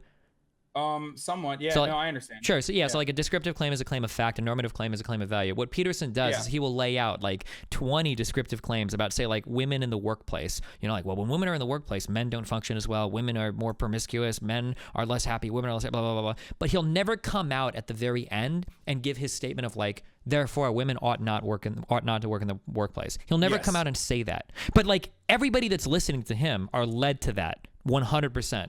And a ton of people that already believe that will follow that. But he will never, ever, ever take responsibility for that final conclusion that all of his descriptive claims pretty much beg, right? You almost are at a point where like that's the only place you can go after that, Yeah. No, I absolutely agree with that. I think Sam Harris is, and it's like that way they always have an out. where they can be like, no, I was just referring to. I didn't was just say that referring at to all. facts. Like, that's not my perspective at all. You're misinterpreting me. You're misinterpreting my position, which is like the best defense. Like, they fucking love that, and which is terrible. And it almost like I can draw a parallel to like the Nazi shit from that angle too, which is like, yes, context, like a lot of times, especially like in regards to how people like cancel other people, like there is a lot of times like context is totally not it totally does not factor in, which is a problem. People do misinterpret other people all the fucking time, and that's a huge problem. But these motherfuckers are using it as a defense mechanism on every single fucking issue, ruining that like genuine element that like when people get misinterpreted or like taken out of context, like ruining that as someone who genuinely is being misinterpreted. And similar to like the way Nazis are, because if you're a genuine Nazi and you're using the same tools that like anti-SJW YouTube is using to like promote your fascist ideology that is like genuinely damaging, then you can't make these fucking Nazi jokes anymore. Like, I'm sorry, because then it's like then we can't distinguish whether it's a legitimate Nazi threat or just someone like who's being edgy and memeing. Yeah. On the real quick on what you said before about Sam Harris, like these people like to pretend they're above bias. Listening, it's so rare. I have so many fucking huge problems with Sam Harris, and I've only seen him essentially destroyed in two like ways that I've always wanted to see. There's a philosophical one with Sean Carroll. I don't care about that. The one that that I love. Did you ever listen to Sam Harris's conversation with something Klein? Do you know what I'm talking about? Was he for somebody Klein? Ethan Klein? Did you ever listen to that? Oh no, yeah, Ethan Klein I used to love a lot. Or Ezra Klein. Ezra Klein, yeah. Did you ever listen to their conversation? I did. I did listen to parts of it, yeah. Oh my God. It was the perfect where Harris would keep saying like, oh, these people are biased, these people are blah, blah, and here's what I think. And then Klein would be like, you realize that when you say that, you're being biased as well, right? And he's like, whoa, how? Yeah. Oh, that conversation was so good at like clearly illustrating how Harris is incapable, which is ultimately, it was just so ironic because he's a fucking neuroscientist. So you think cognitive bias would be like in his purview, right? That he was incapable of acknowledging his own biases. Like, it was insane. Yeah, no, absolutely. I love, like, my favorite fucking, and this goes back to Jordan Peterson a little bit, but like my favorite Jordan Peterson statement is like, everyone on the radical left has like always generalizes everyone on the right as villains, and it's like that statement inherently is doing the same fucking thing that you're rallying against, and no one understands it. I'm shocked at that. Or when every time I look at that, when he got called out for using like postmodern neo-Marxists, and he did that big amen Reddit, and people were like, that this doesn't make any sense. He's like, oh well, yeah, I know that, of course. I mean, that's why they're so crazy, because it doesn't make any sense. And it's like, it's your term. Yeah, he's like, no, it doesn't make sense because like the left doesn't make sense. It's like, no, the left doesn't make sense to you, and you categorize it you categorize it stupidly because you don't obviously understand either concept, because they don't work with one another. One is the destruction of fucking class versus the other one is class struggle. Like, but it doesn't matter. People just want to hear what they want to believe. Like people just want to hear beliefs that correspond to their personal biases, and that's really fucking annoying to someone like myself, because my opinions on certain things change throughout time, and it's really annoying. Like, I don't understand how people can like so rigidly believe in one form. That's why I like have a hard time being like, I'm a full tilt radical Marxist. Even then, I'm like, there are certain elements that I don't fully agree with. I know that that's gonna offend a lot of people, even in my definitely even in my fan base, but that's the way I see it. What do you think? What is something that has changed in your political perspective throughout time? Well, I mean, like, if you go, by the way, sorry, not to cut you off really quickly, but like I'm reading chat too, and everyone's like, oh my god, like fuck Jank Uger Omega, like lol or whatever. Everyone's like so fucking caught up in like. Everyone's so caught up in like the fact that I'm from the Young Turks to like maybe take a second to be like, wait a minute, I wonder if this guy's making any sense right now. You know what I mean? Like, that's what fucking annoys me so much, because I always try to give the benefit of the doubt to people whenever I'm hearing them out. Oh, sure. Yeah. I mean, no, it's not. It's fine. Obviously, like they're gonna say whatever the fuck they want to. Like, you don't have to police that at all. Yeah. But I mean, there's a lot of people in there. I'm sure I've got a lot of conservatives right now. I mean, I'm on. Yeah. Twitch, so yeah. Is there inherently like a lot of conservatives here? I would like say on Twitch as a platform. it's really hard to measure. I mean, my audience is way more left-leaning than the average gamer audience, but I think that like it's hard to be. I would really like to see polling data before I make an absolute statement. But like, I mean, if you look at Gamergate and stuff, it feels like the gaming communities generally fall right, kind of like socially. Well, at least in some cases, right? Like kind of like the anti-SJW mindset. I don't know. 100%, Yeah, I don't know if that's just because like gamers tend to be white men, which is probably going to be like the most selective for that group. But then also they tend to be younger than older people, so maybe they'd be more liberal. I'm not sure what the actual like polling data puts like the average Twitch user. I'm not sure. Yeah, this is something that I've been like asking people at Twitch over a lot, where I'm like trying to figure out what the platform looks like. But that's actually, I think that's a good segue to talk about like kind of what you do, because I wanted to figure it out a little bit better. Like, I think one of the most important things that you're doing as someone who's like coming from that same culture, like gaming culture, and someone who's like established themselves as a gamer who has like, you were like you said, you're a pro gamer and shit. I think what you're doing, especially when you're debating these people, like people in the alt-right or people in the alt-right or like white nationalists and all that, I think you're doing like a really important job. I know that you're not doing it for like any sort of like, you're not doing it to persuade people, I think, right? I don't know. You can correct me if I'm wrong. Like, because I originally thought like that's partially what I've been doing for a while, is like kind of dissect right-wing talking points to like show people like this is no basis in truth whatsoever, and here are the reasons why. And I guess you're like kind of doing that live by like debating people. And my persuasion is like what your goal is behind that. Yeah, this is going to be really disappointing for a lot of people, and it has disappointed my audience. But like, my goal has always been that I'm just kind of curious what is the most correct position, and that's all I try to follow. Is like what position makes the most sense and comports with my base values as much as possible, and that's all I typically care about. I don't really like care so much to push a certain political agenda. I do, as a byproduct of my investigation, I tend to be more left-leaning than right-leaning. I'm very anti-Republican as a result of any investigation into these issues, and I mean, I tend to rail on right-leaning people more than left-leaning people as a result of that, but it's not like my goal at the end of the day. It's kind of like a byproduct. That's why I don't engage in much like persuasive rhetoric, as opposed to just like conversations about what is factually true or false. Yeah. And you also don't engage in like electoral politics as much as like I do. I feel like you're not like urging people to go vote or anything like that. You're just, I'm like, trying to more this time. I actually fucking registered and everything. I'm trying to overcome my apathy. I'll vote in these midterms and everything, so I'm probably gonna, damn. Yep, I'm doing it. As much as I fucking hate democracy in the American public, I'm gonna fucking go out and I'm gonna go to the fucking ballot box, and yeah, I'll do it. No, that's good, dude. That's good. I mean, look, I agree with you. I think like I understand why people feel as though their voice doesn't matter or their vote doesn't matter. Obviously, like there's plenty of different reasons as to why. And like neither side feels like they're actually on their team. Like I get that, but I think ultimately it's like still important to at least like try to push for more progressive, from my perspective, try to push for more progressive policies and like make sure that your politicians are representing you as best as possible. Obviously, like despite the very obvious shortcomings of the Democratic Party, I still, because I am a leftist, I still tend to vote for Democrats. Sure. While still actively criticizing them all the fucking time, which annoys a lot of people on the left as well.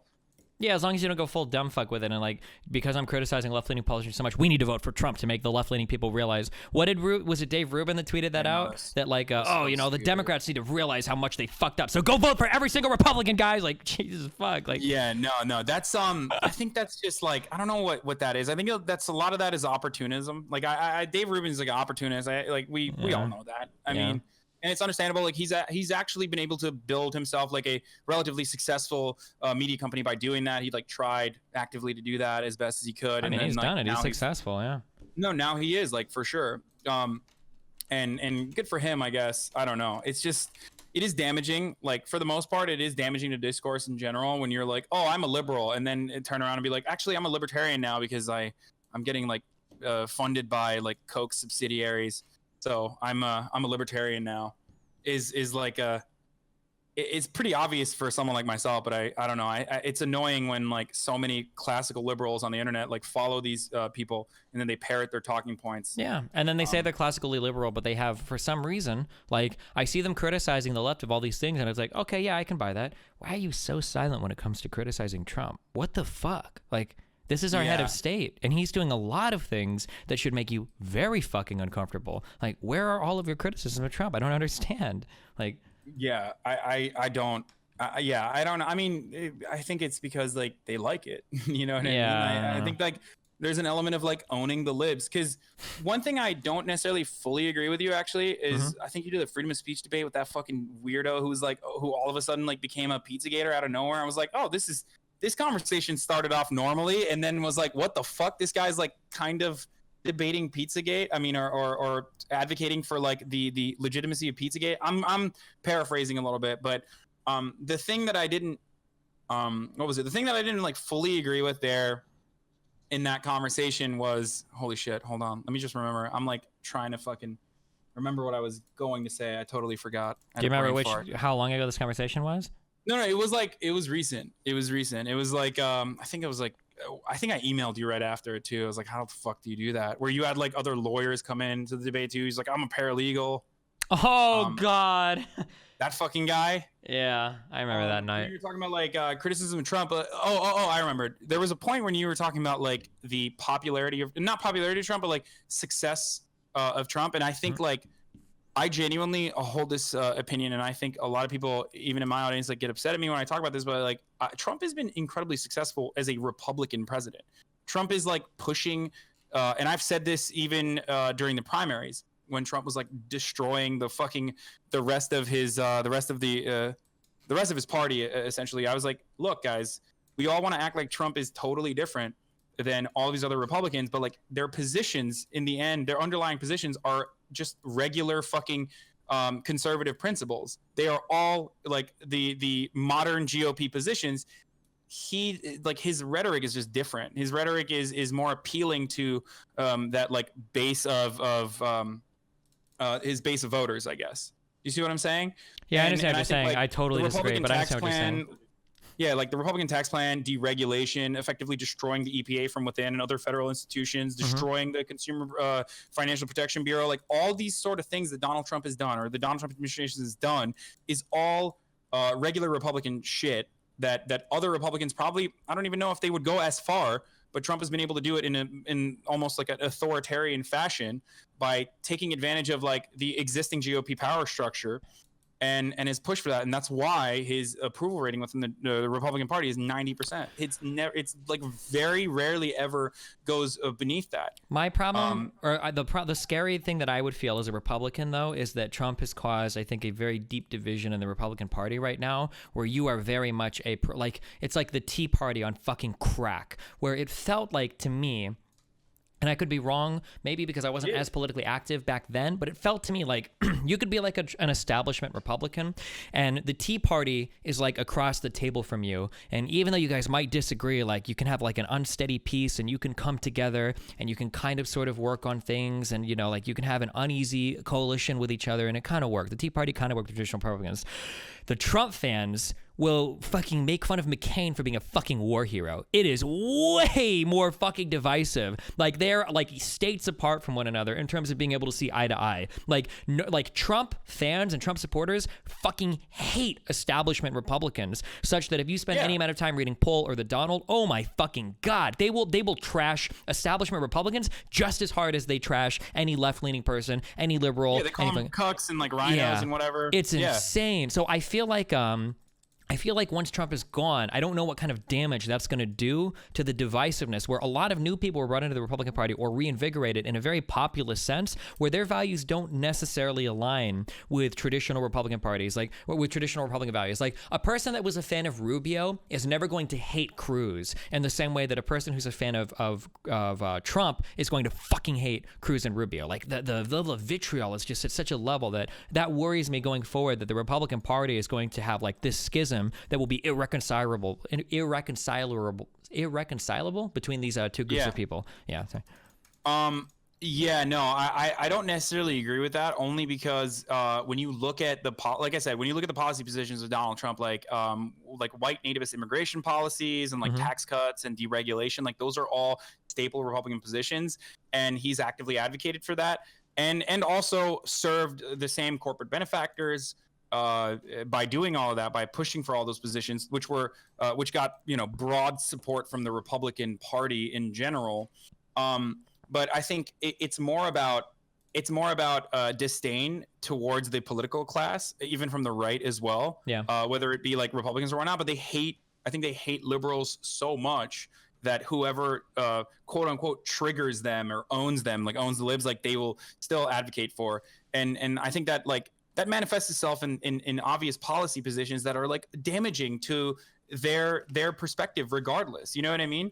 Because like, why the fuck would like a poor white person actively get excited about the billionaire destruction of the Consumer fucking Financial Protection Bureau, Yeah. which has 75%, like it polls at like 75% approval ratings? Or why would they actively advocate against Medicare for all, which has 80% approval ratings in the polls? Like the reason why these people, like 52% of Republicans want this, right? Mhm. The reason why the rest don't want it is because like they're either terrified because they think it's like socialism and they're going to start eating rats like in Venezuela because that's what people keep fucking telling them, or they hate it because they're like, oh, liberals want this, so it must be bad. So whoever comes in that position, even if it's a Ted Cruz or anyone like that, they're still going to be like, I don't like him as much as Trump, but he's still my guy. That's the way I feel about it. Like Republicans have a great, they will always the rally tribal behind mentality. her. Yeah.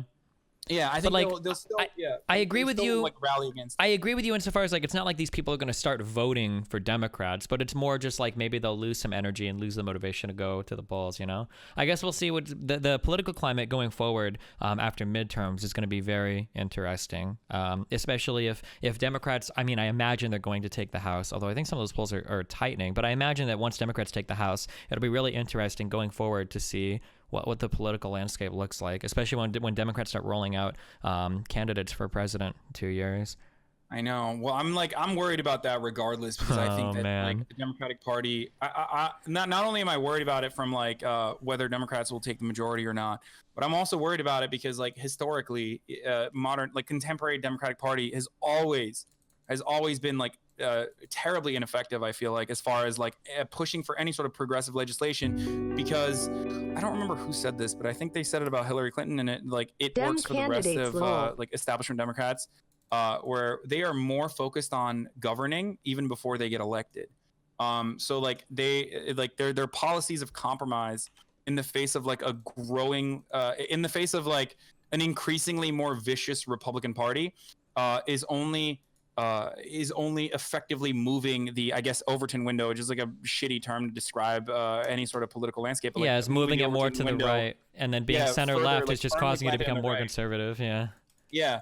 So like, and Republicans understand that. Republicans understand that they listen to their constituency. They listen to the Tea Party, partially because the Tea Party was also like a Koch-funded project, and also like embodied all of that like racial vitriol they felt against the black man governing them. You know, they were able to like mobilize on that really well, yeah.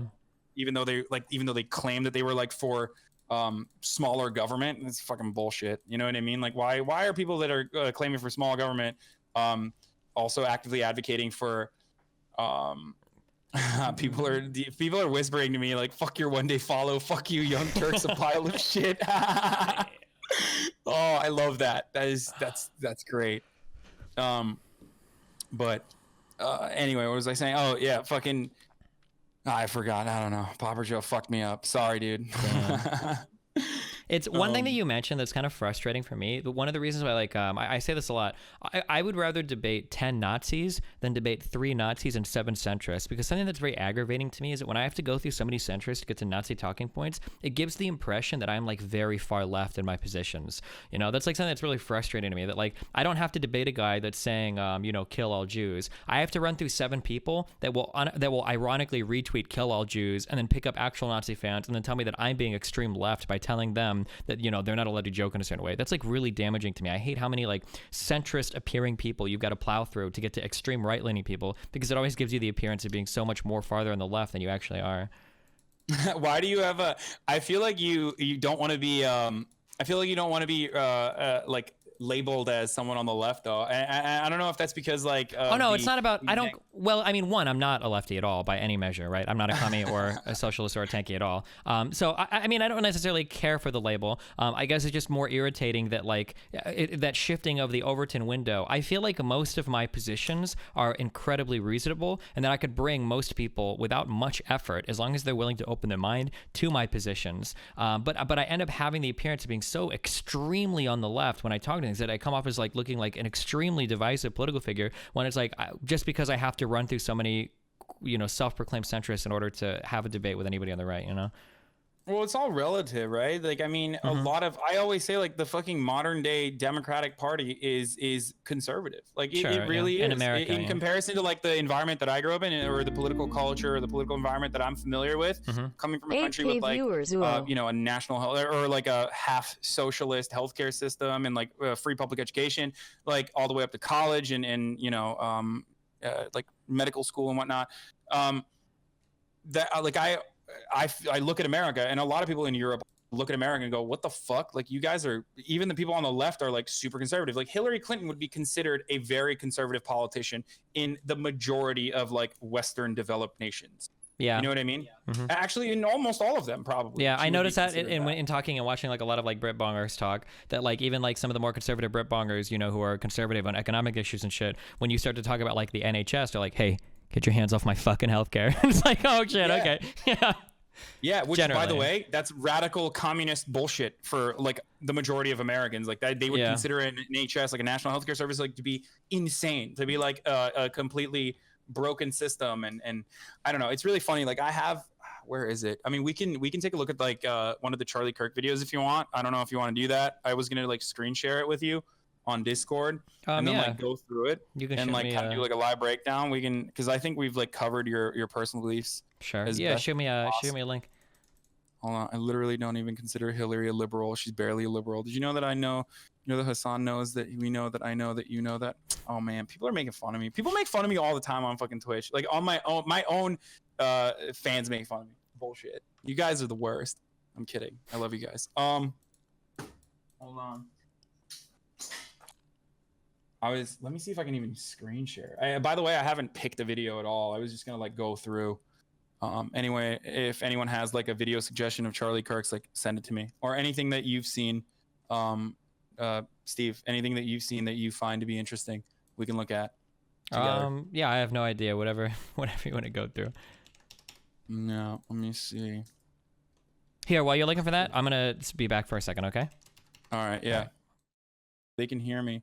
Sorry guys, I didn't realize that like I was still on in Destiny's I didn't realize that I was still on Destiny's BRB page. Sorry about that. Here, I unmuted myself so you guys can hear me. Apologies on that. Hasan, I'm a longtime Destiny viewer, like 7 years. He's been coming left the entire time we started out. He's been coming to left entire time. Started out meme-ass libertarian. I know. That's why I always say, guys, like libertarianism is a gateway ideology. Oh, we already watched that, Candace Rose. This is something I was talking about even before Destiny came on, but like libertarianism is absolutely a fucking gateway ideology. Either libertarians, like there are very few libertarians that stay just in that like realm of libertarianism. Most of them either go further to the left and become like libertarian socialists, or they become communists and even tankies every now and then, or they go further to the right and go venture into anarcho-capitalism and then fascism. But the people that stay like firmly on that libertarian, or the American understanding of libertarianism, the people that stay there are usually like the ones that are talking about fucking consent laws, like whether you can consent to selling yourself as a slave, or fucking a 9-year-old, or whatever, exactly. Whatever other crazy fucking shit sometimes you find libertarians debating. Yeah. Someone was telling me that you used to be a libertarian, I think, originally. Yeah, I kind of was libertarian, like a Joe Rogan. So, yeah, pretty much. Yeah, like whoever said the last thing to me is what I would agree with, I guess. Yeah. No, I was a huge fan of Joe Rogan's, like big fan of his podcast. Like he used to be a fan of the Young Turks. Like we hung out every now and then. It was great. And then now he's like, I don't know.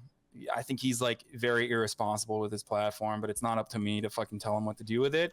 But I kind of like, do you know what Coast to Coast is?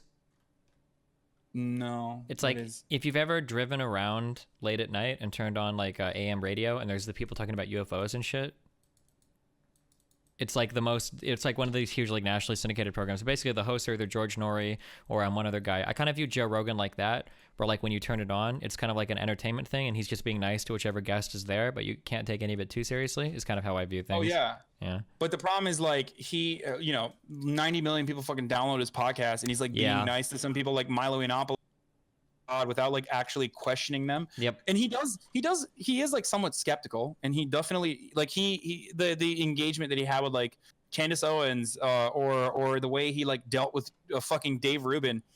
When Dave Rubin was like, I'm a libertarian now. And he's like, what? Like, what about the post office? And like, he dunked on like Joe Rogan, great guy, not necessarily like the most like politically intelligent person. Mhm. I like his stand up still. But like when you can dunk on Dave Rubin, like when he dunked on Dave Rubin, I was like, how the fuck? Like it made me reconsider like what kind of blind spots I have for people who I regarded as like ideological allies to myself. Do you know what I mean? Sure. Because like for the longest time, I thought Dave Rubin was like a very like at least like a relatively intelligent person, because I thought he was like progressive, or like he argued for like very progressive positions. Especially like culturally, he argued for like progressive positions that were like further to the fucking left than me. Like he's one time told me that like he had like a female rescue dog, and I was like, hey, do you want to like we can like go to a dog park together or whatever, because I have a male pit bull. And he was like, no, because my female dog was like raped by another male dog. Like that's how much of that's how much of a liberal he was, I guess, or a social justice warrior Dave Rubin was originally, behind closed doors, and like his entire perspective shifted so radically over time. Yeah. You know what I mean? Yeah. It's like this is one of the reasons why I advocate like thought processes over conclusions, because like people that are pulled over to a certain side because of some emotional pull or because they like the conclusion is just as easily pulled over to another side if they never really established the good arguments and established the reasonable thought process to get there. Oh yeah, you know what? I'm gonna fucking read you something that is my favorite, my absolute. Like I found a video, the least diverse place in America is like a Charlie Kirk College video. We can take a look at that. It's a Prager University video. By the way, for those of you, for people that aren't aware on Destiny Stream, like Prager University or Dennis Prager is very famous for not one but two think pieces that he wrote intellectualizing spousal rape or marital rape, called When a Woman Isn't in the Mood Part 1. And then he was like, that's not enough, I need to do it again, and wrote When a Woman Isn't in the Mood Part 2, which is excellent. Like for those of you who want to go and fucking see how insane this person is, he's like talking about how your wife should have sex with you even if she doesn't want to, or else you'll divorce them, basically. But anyway, where was I?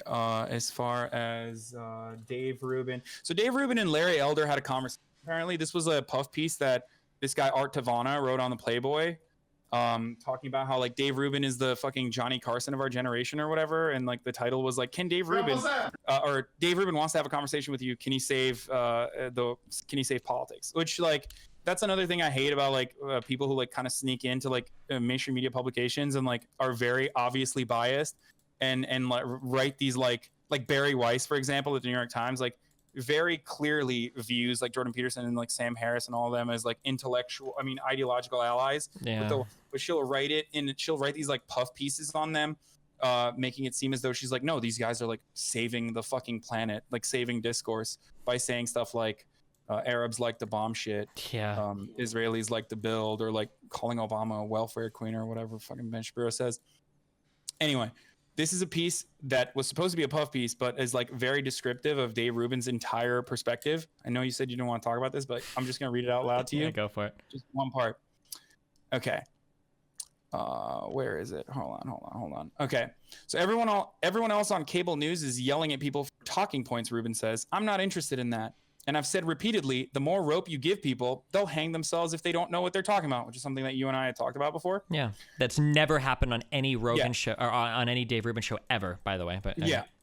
Subconsciously, Rubin may be referencing the January 2016 interview he did with conservative Larry Elder, what he calls in air quotes, a massive wake up or red pill moment. During that exchange, Rubin suggested that systemic racism persisted in America. Elder vehemently disagreed and grilled Rubin, probing him Give me the most blatant racist example you can come up with. Rubin looked like a lost witness being cross-examined on his own show. So Larry Elder says, like, you, a white man, give me an example of like racism that you've seen, okay? Mm-hmm. And Rubin says, when I said the systemic racism thing, it's just one of those things you hear in the media so often that you just want to say it and you don't really know what it means, he admits. It's like, no, Dave, you don't know what it fucking means, you idiot. It was the worst moment of my professional career because I wasn't armed with the facts. But it was the best because it showed people that if you don't have these conversations, that's what's going to happen to you. Today, Rubin says he no longer believes in the theory that systemic racism persists in America. As true journalism becomes compromised in the proxy wars between the left and right, Rubin has continued to triangulate. Whoa, I think they fucking deleted this part. Whoa. That's crazy. I guess they edited it. But originally the article said like he looked into it. Wow, I can't believe they fucking took this part out. I guess they edited it. Do you have, if you plug it in Internet Archive, the Wayback Machine, you might be able to see it if it was changed. Oh, wait, let me see. Hold on. Let me just like Google. Maybe I'm like missing the point where he was like, because he says something like, I looked it up. Hold on. Where is it? Look. Yeah, that's fucking funny. They like deleted the, yeah. Okay, hold on. What is it? Archive Machine? I don't know how to fucking do that. God, what's the link to the article? Here, I'll send it to you right now. I'll put it on your chat. Can I put links on your chat? Or Yeah. I guess I could do it like on Discord. No, it worked. Here. But yeah, he it's so. Someone in your chat said, "I've never been raped. How do I know it?"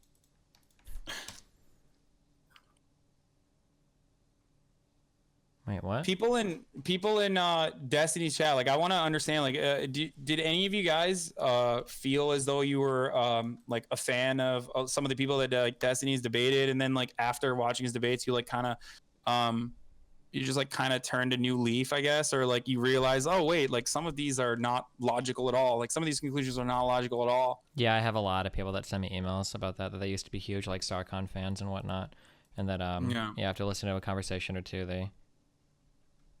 What paragraph? Yeah. What words are you looking for?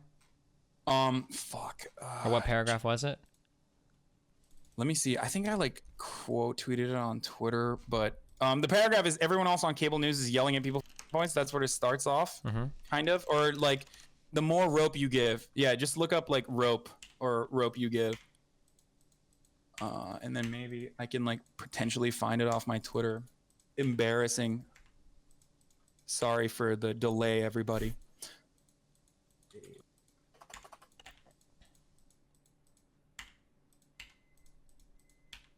Let me see if I can find this on my Twitter, and I'll like read. Yeah, I don't think the article's been changed. Maybe it was quoted. Maybe it's just further down the article. I don't know. Yeah, I'll look through it, but it wasn't the worst moment of my professional career because I wasn't expecting best people. You don't have these conversations. What's gonna happen to you? What the fuck? Where was it? Like he talks about essentially the thing I read in the article, and I can't find the screenshot that I took, but maybe it is in the article. Let me see. Where is it? Call out culture. He's often savage. The point he made was like, I went and I researched and I couldn't find a single fucking reason. Or maybe I'm misremembering. Or maybe he said this to some other piece of media or something, either another article. Yeah, it could have happened. But like I remember him just being like, look, I looked it up after the show. And like I Googled it and I couldn't find a single thing. Like or I couldn't find any facts. Or like his opinion essentially changed about systemic racism because someone was like, have you ever experienced racism? Which the point I was trying to make originally is like, that to me isn't a puff piece. That to me shows that it's not that you're intellectually dishonest, but like it's very dumb that like a person can come in and ask you a question and challenge your entire worldview. And that's happens. I'm sure it happens. But like a person can come in and challenge your entire worldview because like you weren't armed with facts on your political perspective. And then you went back and you looked it up and you realized like, oh wait, I guess it doesn't exist anymore. Like how the fuck do you have that?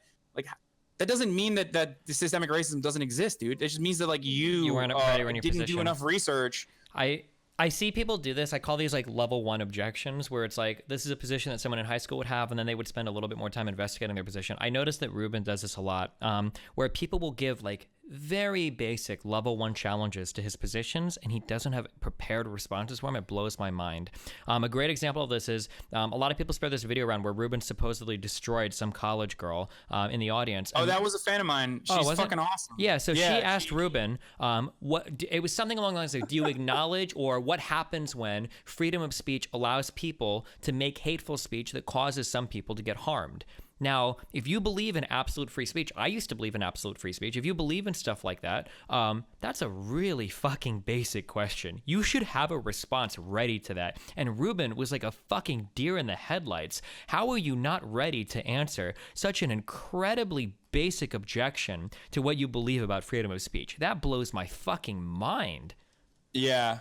Well, that's possibly because that's a fair point that she made. I don't know what I don't know how Republicans normally. Well, like the rebuttal to that is that the sacrifice is worth it. So for instance, when we look at something, when you look at something like, say, security in the United States, people are like, okay, well, fine, you don't want the government to monitor anything, then 9/11 is going to happen. Then the response is, it's tough, but the response is, well, listen, people will die if we don't have a security state, but that's the price that you pay for that type of freedom. And that would be the freedom of speech response. It's like, some types of hate speech can lead to people getting hurt, but that's the price that we pay for having that freedom. It's just everything is a trade-off. But the fact that Ruben either didn't want to make that concession or didn't even know that argument existed, that's a really basic kind of assertion that somebody would make, that hey, or even say that you don't know who on whoever, if we dismantle freedom of speech, you don't know who else, you don't know what else will be considered hate speech down the line. Maybe it might be Nazis now, but it might be something totally different. It might be communism in the future, blah blah blah. That's something that I'm I hear a lot of people make that argument. I guess this is technically what is it, Nirvana fallacy, or yeah, whatever, if you can't show me how the other thing can be perfect, then fuck everything that you're gonna say or something. Yeah, but for me, from my perspective, I definitely I advocate almost on both sides of that argument all the time, because free speech absolutism is bullshit. It's not a real thing. If you thought the free speech was absolute, then you don't understand that even in America, free speech is not absolute. Obviously there are very serious limitations to your speech in America. You can't yell fire in a crowded theater, or you can't libel and slander. It can take you to civil court. Yeah, exactly. Which is precisely why I think that notion is flawed. And also, in all of these other countries and European nations and whatnot, there are very rigorous very strict hate speech laws, and yet for some reason the U.S. has incarcerated fucking 25% of the world's incarcerated population, versus all these countries are not totalitarian hellholes. You just can't say fucking Nazi, but you can go to you can't Sig Heil and you'll go to jail for that. And for some reason the U.S. Has more people jailed and has probably more inequality than some of these European nations. Yeah. So I don't understand. Thanks for the memes, my dude. Even though I do come from Turkey, so I have seen what happens when there's no freedom of speech within your constitutional rights, and that does genuinely terrify me, I guess. Yeah. But yeah, that's my little free speech. All right, let's look at the least diverse place in America, which is Prager University video with Charlie Kirk. Oh God. Let me see if I can let me see if I can turn on screen share, because I see. Or just link me the video. We can start at the same time. I'm gonna get a drink real quick. 1 sec. Oh, all right.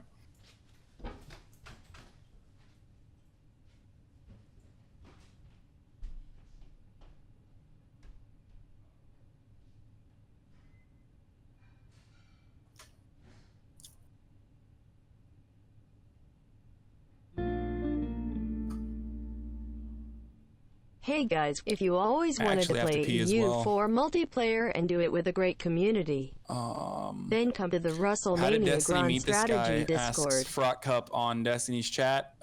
We met over the internet. We have fans that are with similar interests. We have converging fans, I guess.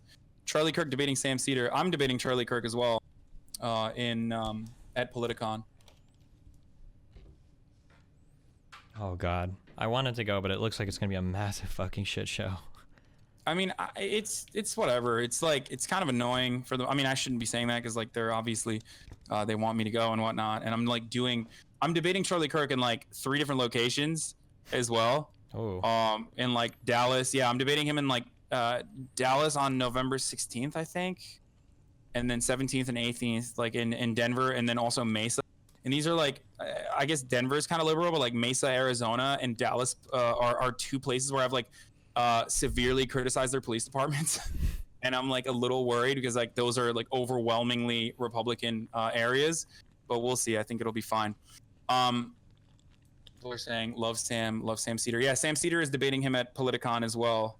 I'm also debating him in the Los Angeles Politicon on the 20th, and then Sam's debating him on the 21st. But yeah, later can you talk about Khashoggi? Yeah, sure, we can talk about that. All right, you got it, right? You can see my screen share? Yeah, but I won't be able to hear, so I'm just gonna play it on my own screen, and then we can play along, okay? Do you want me to send you the link as well then? I found it, I got it. I love Prager, you know, I got their whole, I'm subscribed, bookmarked, I hope they get a Patreon so I can throw them money. Oh, they're just great people. Hell yeah, dude. Hell yeah. All right, well, let's take a look at this. And you can tell me to pause it whenever, I guess. Or I don't know how to do that. Yeah, you can tell me when it's fine. Hold on, let me just like throw in. So like the reason why I want to do like I created like a system in Slavs where we could do like essentially do this with like guests and whatnot, but I didn't realize that you were going to be streaming at the same time. So I was just like, all right, because you have your own camera on. Oh, sure. Yeah, we can set up something more official next time if you want to do this again so that it's a little more. Yeah, no, for sure. Like I mean, I've seen like your VOD stuff on YouTube, and like it's fine. It's like easy to listen to, like a podcast after. Yeah. When are you coming to Omaha, Nebraska, Hasan? Probably no time soon. Who said that? What? I don't know. Judy Thomas asked me that. Oh, what's up? That's where I live. That's kind of weird. Yeah. I don't think I've ever been in Nebraska. I'm sure if you look down whenever you're in an airplane, you'll see it. It's out there. I'm not even, but I love Oklahoma. Like I used to go to Oklahoma. There's nothing going on there, but like I think it's like interesting. It's an interesting place where people choose to live. Mm-hmm. Or I guess they don't really. I don't know. All right. All right. Start at the same time. Ready? All right. 3, 2, 1. All right. It's appalling that in the 21st century there's still so little diversity on American college campuses. This cannot stand. It's not who we are. Tolerable. Time we demand a change. I love this. Wait, pause for a second. I love this because like I love this because he's like, it starts off with, I know where it's gonna go. It's gonna go to like diversity of opinion. Yep, it's gonna. Yep. There's like, too many Democrats, too many liberals in college campus. Oh yeah, but it starts off trying to hijack the. It's kind of like when it's like when you say things like, hey, you know, affirmative actions that target people that have been disproportionate by U.S. law in the past, you know, maybe is a good idea to help these people move forward. And then people are like, so you're the real racist. It's like, wait, what? Yeah. So you're actually the one saying. Black people agency, Destiny. Why don't you want like you know, you don't think black. Yeah. Like, what the fuck? It's my favorite term for this, and like much more intelligent people than like the YouTubers that fucking advocate for these positions came up with that, but it is the soft bigotry of low expectations. Mm-hmm. Yeah. It's like my favorite term for it, and obviously like the alternative is like the fucking hard bigotry. Yeah, the hard expectations, I guess. My best way to counteract this is I eat that bullet immediately, and then they seem to like not have a weight. So like for somebody, so I'll say something like, hey, you know, like black people are disproportionately impacted by their environment. It'd probably be a good idea to enact policy to help them. I was like, oh, so you don't think black people are capable of overcoming their environment? I was like, nope, I don't think they are. I don't think anybody is, including white people. The difference is that white people are already at an advantage, and then that usually like kills that argument like right there. They never go further. Oh yeah. Yeah. No, I agree with that. Yeah. That's pretty good. These are good argumentative tactics. All right, I'm starting it again. Okay. Brett, let me know when you're ready. Oh, you go. Oh, it's just I want to go for it. Storm the dean's office. We will not be ignored. Diversity is our strength. I'm not talking about diversity as skin color. Been there, done that.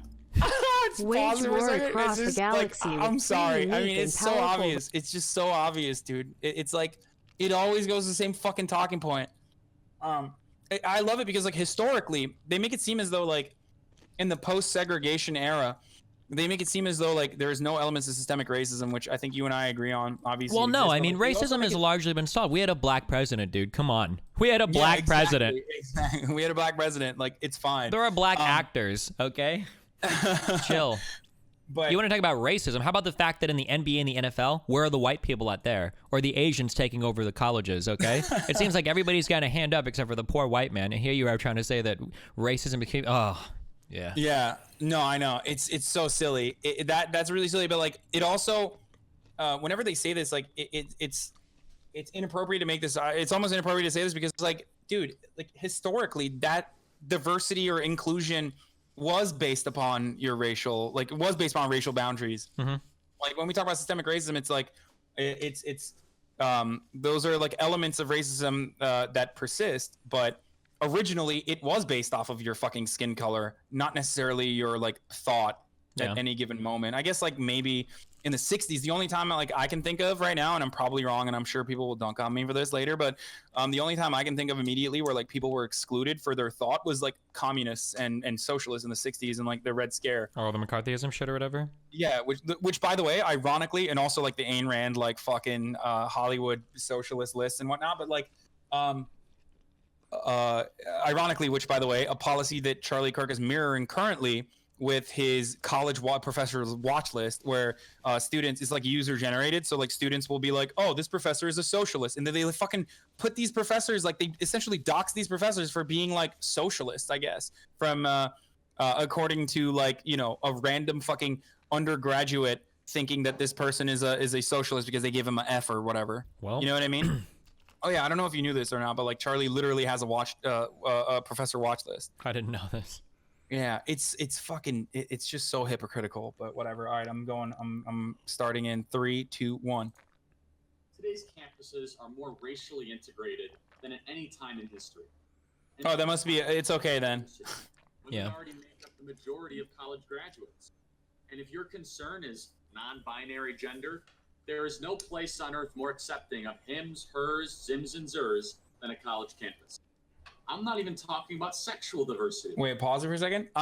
First of all, like, he literally advocates against that though. Like, he's saying that as if it's a bad thing, which is why I don't understand. Like I don't know if he's saying it's a bad thing, but his whole argument is fallacious. He's essentially saying that, like, look how far we've come. We don't need to go any farther. Is kind of how he's framing it. Yeah. Which is like the principle of like, I mean, that's like the unifying principle of like modern conservatism. Yeah, because you want to keep things as they are or go back to how they were as much as possible, right? Yeah. Yeah, exactly. All right. He's not even talking about sexual diversity. I'm starting it again. Okay. Pretty much experiment with anyone you want, in any way you want, as long as you get a consent form signed and notarized in advance. No. Oh. I'm talking. Do you want to pause for a second? Yeah. I don't want to talk about this too much, but like conservatives' views of like having to do with the Me Too movement and stuff is so fucking disgusting. Everything having to do with consent and sexual dynamics and everything. Like talking about sex with a conservative is painful at how like immature. It makes me feel like consent laws and shit for the US, like the age of consent needs to go up to like 35 or some shit because people are so fucking stupid in regards to how they view like all these sexual dynamics. Oh my god. How can you be a feminist who's pro sexual liberation of women and then on the other hand say that I can't objectify all women, and then on the other hand every single time we fuck a woman it's rape? Riddle me that one. It's like okay. It's really bad. I mean, I think partially like there is an element of like American culture that I think like in regards to the Me Too movement, like I think that there is a little bit of fault on the left as well when it comes to that sort of stuff, because like everyone is kind of draconian. That's like a very American thing that I'm like shocked by constantly, where people are like, oh no, we like, that's it, you know, hold on. You're from Turkey. There's no way you guys are like today like so much more sexually fucking liberated than us. There's no way. Oh no, absolutely not. I was referring to like draconian punitive measures in regards to like criminalization versus rehabilitation. Like in Turkey, there's still an element of like rehabilitation or like sentencing or like prisons are technically more for, even though ironically, like I think Midnight Express was like, you never want to be locked up in a Turkish prison. Like they kind of created that culture around Turkey. Like that's not the case at all. There are like half open like prison systems where you like it's like halfway homes, I guess. It's the Turkish prison system is still like technically way more reformed than fucking the US prison system. Yeah. In the US, we have a culture. We have a culture of punishment. Like people even say it, like, I hope that guy goes to prison so he gets fucking raped. Like people will say shit like that. It's like, whoa, dude, what the fuck is the point of this place? Like, Jesus. Yeah. Yeah, no, it's to make their lives as like miserable as possible, and it doesn't place the onus on rehabilitation at all, which is like very damaging, and I think it seeps into like conquests in the social sphere as well. Yeah, and I think that's like a problem with like people who immediately assume like no one can reform themselves, I guess. Exactly. Or no one can rehabilitate themselves. I'm not even saying this for like everyone, obviously, because like a lot of the people that get justice served or like mob justice served, for the most part, kind of deserve it or definitely deserve it. You know, it ranges from like kind of deserve it to like definitely deserves it. But and it's also like a consequence of the justice system not necessarily siding with the victims more often than not, and stats and whatnot. We shouldn't even get too far into it, but I do think that it's like it's more about like American culture that kind of guides this guides this idea that we're like, we need to fucking it's vengeance, not it's vengeance, not fucking yeah. All right, ready? Anyway. He posts Craigslist. Someone said he posts Craigslist personal ads asking to suck on women titties, 40 plus, no sex. All right, okay. Go back. I'm starting it. Of thought. Let me say it again. Shocker. In case you missed it. Diversity of thought. That's right. People expressing different points of view on an issue. At most colleges today, that's a dangerous, revolutionary idea. If that different point of view is not on the left. Oh my God. You enter an indoctrination. Remember orientation week? It starts there and never stops. They tell you to be open-minded, but they don't really mean it. Almost all your professors are on the left. Nearly 12 to 1. Left to right. Wait, pause for a second. Like, so this is what I'm fucking really annoyed by, like when these like very vague generalizations that don't back it up with the actual data at all. Like he immediately brushed past this like fucking statement that he made where he's like, they want you to have an open mind, but that's a lie. It's like, wait, why? How did you arrive at that conclusion? Like that's one of the things I get very annoyed by, where I'm like, because he follows that up by saying almost all of your professors are on the left, nearly 12 to 1. Okay, but does that mean that they don't want you to have an open mind? Well, I mean, like, to be fair, this is a propaganda video. They're not going to go into all of that, but yeah, I understand. Yeah. No, but like, but the propaganda points are like, they even when they expand upon it, like that's the justification. That's the empirical justification for like the oh yeah, I mean, it's propaganda. It's not supposed to. Yeah, it's not supposed to make a valid argument. It's just supposed to be convincing to the people that watch it. But yeah, the fact like the number of liberal professors has nothing to do with whether or not conservative thought is stifled. You would need different types of data. Like this could be like a good starting point for investigation. But like, do you have evidence of conservative points being squashed in class? Do you have evidence of like that would be you would need something more than this, right? Yeah. Anyway, all right, restarting it, going on. Yeah. Nearly 12 to 1, left to right, according to a recent study by Econo Journal One. Many departments at many colleges that don't have a single conservative voice. What the fuck? Invariably supports left positions. It's so stupid. And all those diversity administrators, they depend for their livelihood, means their paycheck, on creating victims. Diversity of race, or gender, or sexuality, or any of the other distinctions du jour that universities at best superficial, and at worst just plain destructive. Like how? I'm sorry, pause it, but like how is like aspiring to have like representatives of different sexualities, different races and genders, like how is that destructive? I never understand, like no one ever delivers their perspective on this. The idea, conservatives will essentially say that all of us should look at each other as Americans, whereas people on the left will say, okay, well, we need to acknowledge that different types of people have different struggles. But as soon as you try to make that statement, what a conservative will argue is, oh, you're just trying to divide us and turn us against one another. You're trying to make black people feel resentful against everyone in America. You're trying to make LGBT people feel resentful. You're trying to make women feel resentful. That acknowledging a person's problem and working to solve those problems is necessarily dividing them against the country. That would be like, that's what the conservative argues essentially. Yeah, I know, which ironically, like propaganda probably has a more like has a larger effect on division anyway. Yeah, sure. Restarting it. It's destructive to any real learning. You don't study Shakespeare because he was a white male. You have been deprived of learning from the most brilliant playwright who ever lived. And it's destructive. Have you ever heard that? That Shakespeare was the most brilliant? The exact... No, not that. Oh. No, that's a subjective claim anyway. Like, sure. Obviously, whatever. I'll let that one slide. But the idea that like English professors are like avoiding Shakespeare because he was a white male is like such an exacerbated, like totally fucking exaggerated, hysterical talking point on the right, where they're saying like, well, the reality is that like I think one liberal arts college no longer offers an entire course on Shakespeare as an introductory course, and that's where that stemmed from. That's where that conversation started, and now that talking point is like turned into people don't want to listen to Shakespeare in most colleges anymore because he's a white male. It's like, that's not even reflective in reality whatsoever. It just means that like you can take Shakespeare as an elective, or Shakespeare is obviously heavily featured in a lot of introductory courses. There's just not one specific introductory course exclusively on Shakespeare in one fucking liberal arts university. Yeah. Anyway. Yeah. Sorry. The one-off examples. Right, even you're right.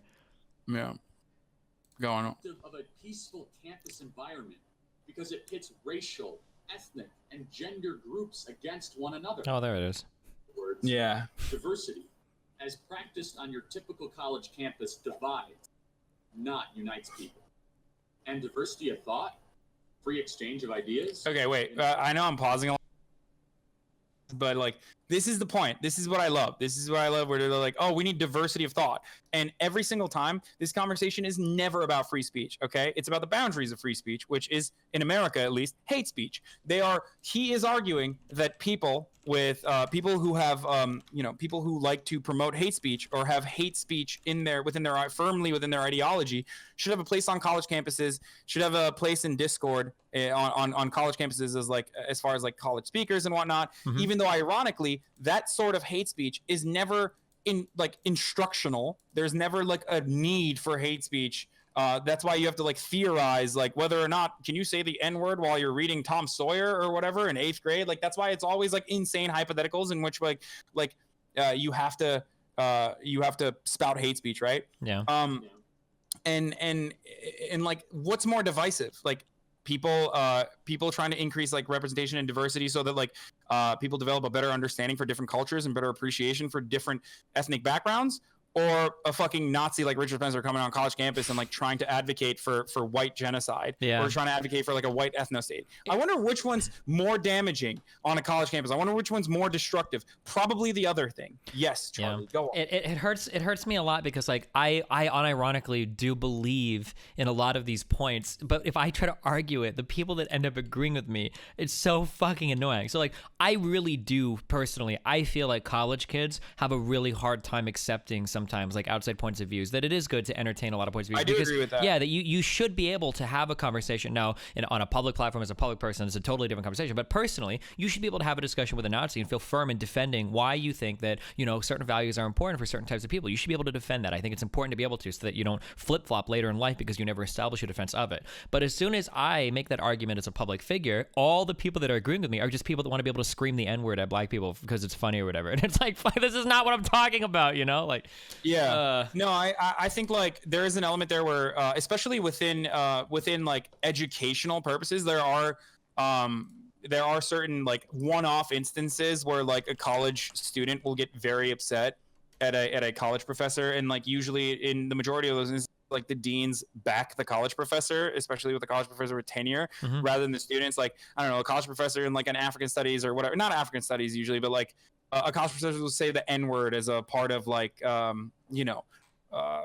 don't know, a part of like literature as they're discussing it, I guess, in a hypothetical scenario. And like some students, or at least in like I remember like Natalie talked about, or ContraPoints talked about this in like one of the instances where I believe in like a philosophy class of hers, like there was one black student in the philosophy class, and like the professor was talking about the N-word or something, and she told him that she was upset about that, and then he was like, well, yeah, sucks to suck, toughen up, I guess. And then the administration took the side of the professor, of course. And like that kind of stuff, I go back and forth on, because I feel like education above all else like should be like, you're gonna hear like inappropriate or mean or terrible fucking or damaging things, including hate speech. Because like, let's say we're talking about like fascist regimes, you know what I mean? Like it might be triggering to talk about the Holocaust or whatever. Sure. But ultimately, like, you have to fucking learn it, you know what I mean? And it's frustrating in some instances, because it's like, I'm a white passing dude who, and you're like a white guy making these arguments. So like ultimately we do have a place of privilege, I guess. So we don't understand it. So that's like one counter that that a lot of people immediately go for, right? When it comes to this sort of stuff. Sure. But ultimately, like, that's my perspective. I might be wrong, and I go back and forth on it a lot. But when it comes to like education, And when it comes to education, I think that like, yeah, there are going to be some instances where you like hear really fucking damaging things, like things that might traumatize you in some respects. Yeah. Right. Yeah. I don't know. Right. I don't know if we like are in agreement in that. Yeah, right. I think I agree. Yeah. Yeah. Know what college is actually supposed to be about? Not happening. If you've been in college for a few years, ask yourself this. When was the last time you heard a professor or a TA make the argument that capitalism has lifted more people out of poverty than any other economic system? What the fuck? Or that socialism always leads to poverty? Why would a fucking teacher make that argument? That argument is absolutely bananas. Like, why? Well, would not to mention, like, what ever... class would you take where you would even like like learn capitalism this? is good 101, I guess. Yeah, also, like this is the other gripe I have, right? Like, one, socialist professors or like leftist leaning professors absolutely still fucking teach whatever the materials they have to teach are. There's no difference in a professor's like personal opinion. You're still capable of doing your job despite your personal opinions on the matter. Two, what the fuck? How would you regulate that? Are you going to start firing? Are you going to put a quota for Republicans, which is essentially what I feel like a lot of these people argue for, is like, ironically, thought policing in that respect. Mm-hmm. And three, capitalism is definitely a fucking dogma that we assume in the majority of fucking Western countries that is like the best possible system that we could ever live under.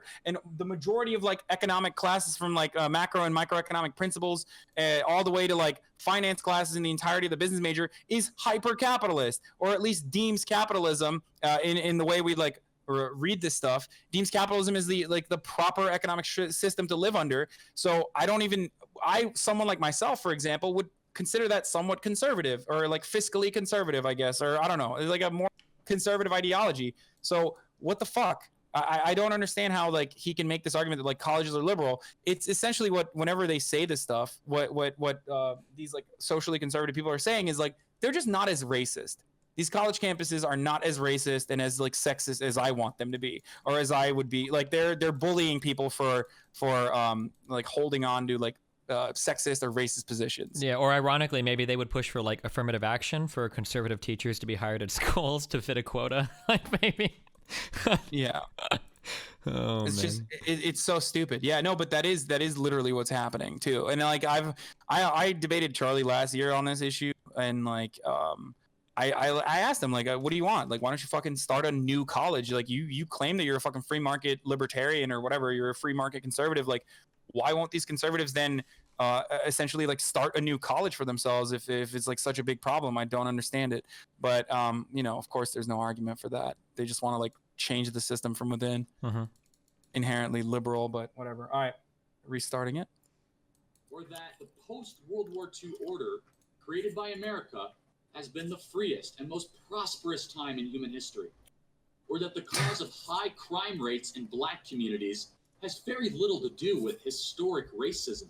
Oh my god, dude. I mean, like, there are so many loaded statements in here, right? Like, what the fuck, dude? He's like, why won't college campuses teach things the way I interpret reality? Like, why won't everyone subscribe to my way of thinking? Is literally his perspective here. Yeah. Like, I don't know. Do you have anything to add to that? No, it's pretty much just like, yeah, super fucking loaded statements, and I don't know why everybody doesn't agree with me. Yeah. Yeah. Oh god, it's so like whiny. All right. And God forbid a conservative speaker should show up on campus and dare say any of these things. If the ideas of the people on the right have so little merit, why bother to protest? Shouldn't their bad ideas just die on their own? Isn't the purpose of a liberal education to expose students to differing points of view? Turns out that the liberal in liberal means leftist. Yeah, sure. Here's how the University of For sure. California at Berkeley, the pinnacle of political correctness, Oh, God. describes itself. Our goal is to transform UC Berkeley into an equitable and inclusive academy of the highest caliber, one that fully honors the diversity of our students, faculty, and staff. Give me a break. transformed. It's not diverse enough. After all these years, I'm sorry to pause this, but like this is so like I know like some people get very this is white people shit, but like this is extreme. Give me a break is like the most like wah. Yeah. Like it's anyway, whatever. All right, moving on. Yeah. Extending equity and inclusion, bull crap. It positively reeks of sexist heteropatriarchy. Say that 3 times. I don't know what it means, but it sure sounds good. What the fuck? Or almost any campus, and you'll see plenty of blacks, Hispanics, gays, lesbians. Oh my god, dude! Like, whenever someone's like, "You'll see plenty of blacks here," I always immediately I'm like, "Oh god!" Like this is. Yeah. It's like the more modernized version of saying colored. In like it's like the 2018 version of saying that basically. Yeah, it feels like it. Yeah. Yeah, Hispanics, gays, lesbians, even a straight white guy or two. Even a straight white guy or two. Oh, God. College is a place where they want everyone to look different, but think exactly the same. It's like a freaking cult. At some point, you have to stand up, separate yourself from the crowd, and say, enough. It's time to diversify thought on campus. It's time to demand a real education. God knows you're paying for it. I'm Charlie Kirk, president of Turning Point USA for Prager University. This is like, that's why, I mean, oh God. It's like, funny how much they criticize the schools and then they name themselves Prager University to gain them like some some level of credibility. or the fact that like Charlie Kirk, who himself didn't go to college because he couldn't get into West Point because he thinks that like a girl or some Mexican or whatever took his position, which is like that's like a paraphrase quote of his. Is like spending his entire life's work now is essentially to create a super PAC called Turning Point USA to rig college elections in a way that does not represent the political perspective of the student body, in a way to like bring in conservative students into student governments, and like I said, just try to hype up like give them the tools to help like a couple conservative students to like go in and control positions of power within like student organizations, so they can bring in like the Ben Shapiro's and the I guess not Milo Yiannopoulos. He's no. Well, we had this argument where I was like, why the fuck would you ever want someone like Milo Yiannopoulos to come on your campus? Because like that's damaging to your opinion. And he was like, oh, well, I'm not talking about Milo. I'm talking about Ben Shapiro, which, by the way, I don't have a problem with. Like, I think Ben Shapiro should be allowed to go on fucking college campuses, even though people do get upset at me for saying that. But yeah, I like, because he is ultimately like he doesn't he teeters around the boundaries of like what level of bigotry is acceptable. He does it very well. I'm not saying like reward this behavior, but like we I think come across as like hysterical if we get like upset at someone like Ben Shapiro, which the large majority of like the apolitical masses don't regard as like a problematic person. Do you see what I'm saying? Sure. I don't know. Just enough like, to be like, yeah, acceptable, like Southern strategy tier shit kind of, right? Like just enough to be palatable. Yeah. Yeah. Yeah, exactly. So like obviously like my personal perspective is like terrible, but like and I also understand like that sort of diversity of thought is essentially damaging to diversity and causes divisiveness on college campuses. If like your speaker coming on to college campuses is like dehumanizing trans people or people of color, or like you know, saying that like black people are, yeah, dude, I get verbally assaulted regularly by idiots juiced up on Shapiro. Yeah, that's what I mean. Like they essentially are, you know, they essentially are like weaponizing hate speech. Like they're giving college students, like college age students, to the justifications that they need to internalize like those or to spread their fucking hateful hunches that they have. You know what I mean? That's like his entire that's the entire purpose of Ben Shapiro. So I definitely understand the other side where it's like you're causing a college campus to be you're causing commotion on a college campus and making it not a very safe learning environment for all students. just because you want to have this person come on college campuses. Do you see what I'm saying? Yeah. I don't know. You can disagree with me. I just want to hear your perspective. No, I mean, I pretty much agree more or less. We talk about this a lot on stream. All of these Prager University videos are fucking cancer for a large variety of reasons. And yeah. Yeah. Anyway. Generally, most of the things, the reason why I get so irritated by these anti-SJW talking points so much is because most of them just aren't huge problems. Like, to some level, I actually agree a lot with some of the things that conservatives bring up. I just don't think they're anywhere near as massive a fucking problem as they make it out to be, right? Like, when I think of like huge issues facing the United States today, like if I had to rank issues, I don't know how I would rank these issues, but like my top 5 list would include things like healthcare for sure, foreign policy, it has to be, you know, climate change is probably number 1 now, whether or not we want to accept it or not. Oh yeah. You know, like immigration, and then stuff related to, I don't want to just say economics, but stuff related to like our like the distribution of money in this country, because it seems like that income inequality is fucking really hard. But like it seems like if you go to like Jordan Peterson types, like what are the biggest issues in America today? You know, they're like free speech on college campuses, you know, diversity of thought amongst young people. Studies. Yeah, women in the Me Too movement falsely accusing everyone of rape, and it's like, you know, dude, I actually agree with you that some of these things are problems, but dude, your life's work is really like talking about too many liberals and like, I mean, yeah, I guess this is kind of a problem, but is this really like these are the most pressing issues in the U.S. today? It seems kind of silly, you know? Yeah, no, I definitely agree with that. Like it's ironically hysterical on the other side. Yeah, it's snowflakey. It's snowflakey shit, right? Yeah, because like the one person who's being hysterical is like a under. Right, and they have like undergraduate freshmen have a tendency to be like somewhat more emotional about things, or not necessarily like, look at it from a rational perspective. Yeah, you're a fucking college professor who should be way above this. You know what I mean? Like this is your entire like you have age, you have experience. You're supposed to have wisdom. Like you're supposed to know better than to be like this incredibly hysterical person in retaliation. But I don't know. I guess like they're a product of their environment. They're like constantly being inundated with like this sort of commentary, if I'm gonna assume innocence and like not make the assertion, and not make the assertion that like these people are doing it specifically so that they can gain some notoriety and whatever. Yeah. But yeah.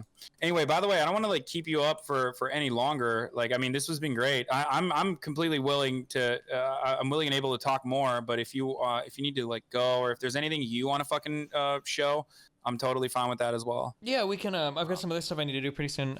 Yeah, we can set up more times to talk if you want, and then I'll be in LA for like 2 weeks or whatever at the end of this month and the beginning of next month. And yeah. Yeah. And by the way, if you're here, I'll get you. I'll try to Politicon too. Oh God. In LA for the time being. Are like all the armored skeptics and the Sargon of Akkad, are those people all going? No. Really? No, they don't.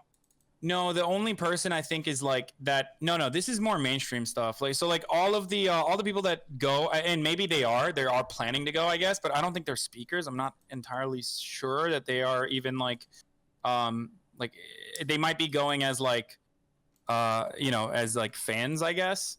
But I don't think that they're actually speaking at Politicon. Like Politicon is more so about like MSNBC and like mainstream media. Like Young Turks is like. What? I had a totally different impression of this. I thought it was like every fucking random centrist skeptic shitter was going to be like a VidCon or whatever. That's what I thought it was. Oh, no, not at all. It's absolutely, I mean, people could argue and say that like it's kind of shitty, and I kind of understand that perspective too. And people are like, "What the fuck? Like, why do I want to listen to a panel and that like Joanne Reed and like Kathy Griffin is a part of, when I can just like see that on CNN anyway?" Mm-hmm. That's like the majority, though. The majority is like pair-ups like that. Gotcha. Also, someone said, "I'm literally the Charlie Kirk of the left." LMAO. I fucking wish, dude. Charlie Kirk is incredibly successful. Like him or hate him, like I mean, he's getting fucking shout outs by the president. He has a book coming out right now. I think like the fucking Donald Trump Jr. like wrote the wrote the introduction to his fucking book. Like the dude is crushing it. Like that. Anyway, whatever. Sure. Yeah, I mean, I guess we can talk later about that if you want. Yeah. This guy claimed he was white passing. Yeah, no shit, lol. I'm reading your fucking comments. Oh. Dude, Twitch chat is a nightmare. Okay, don't worry about those guys. Yeah. No, I'm not. It's fine. Anyway, yeah. All right, cool. Yeah, I really appreciate the talk, dude. I'll message you some other time. We can send something else to talk about. Yeah. Oh yeah, no, for sure. This was great. Thank you so much. Yep. All right, have fun. All right. Peace. Bye.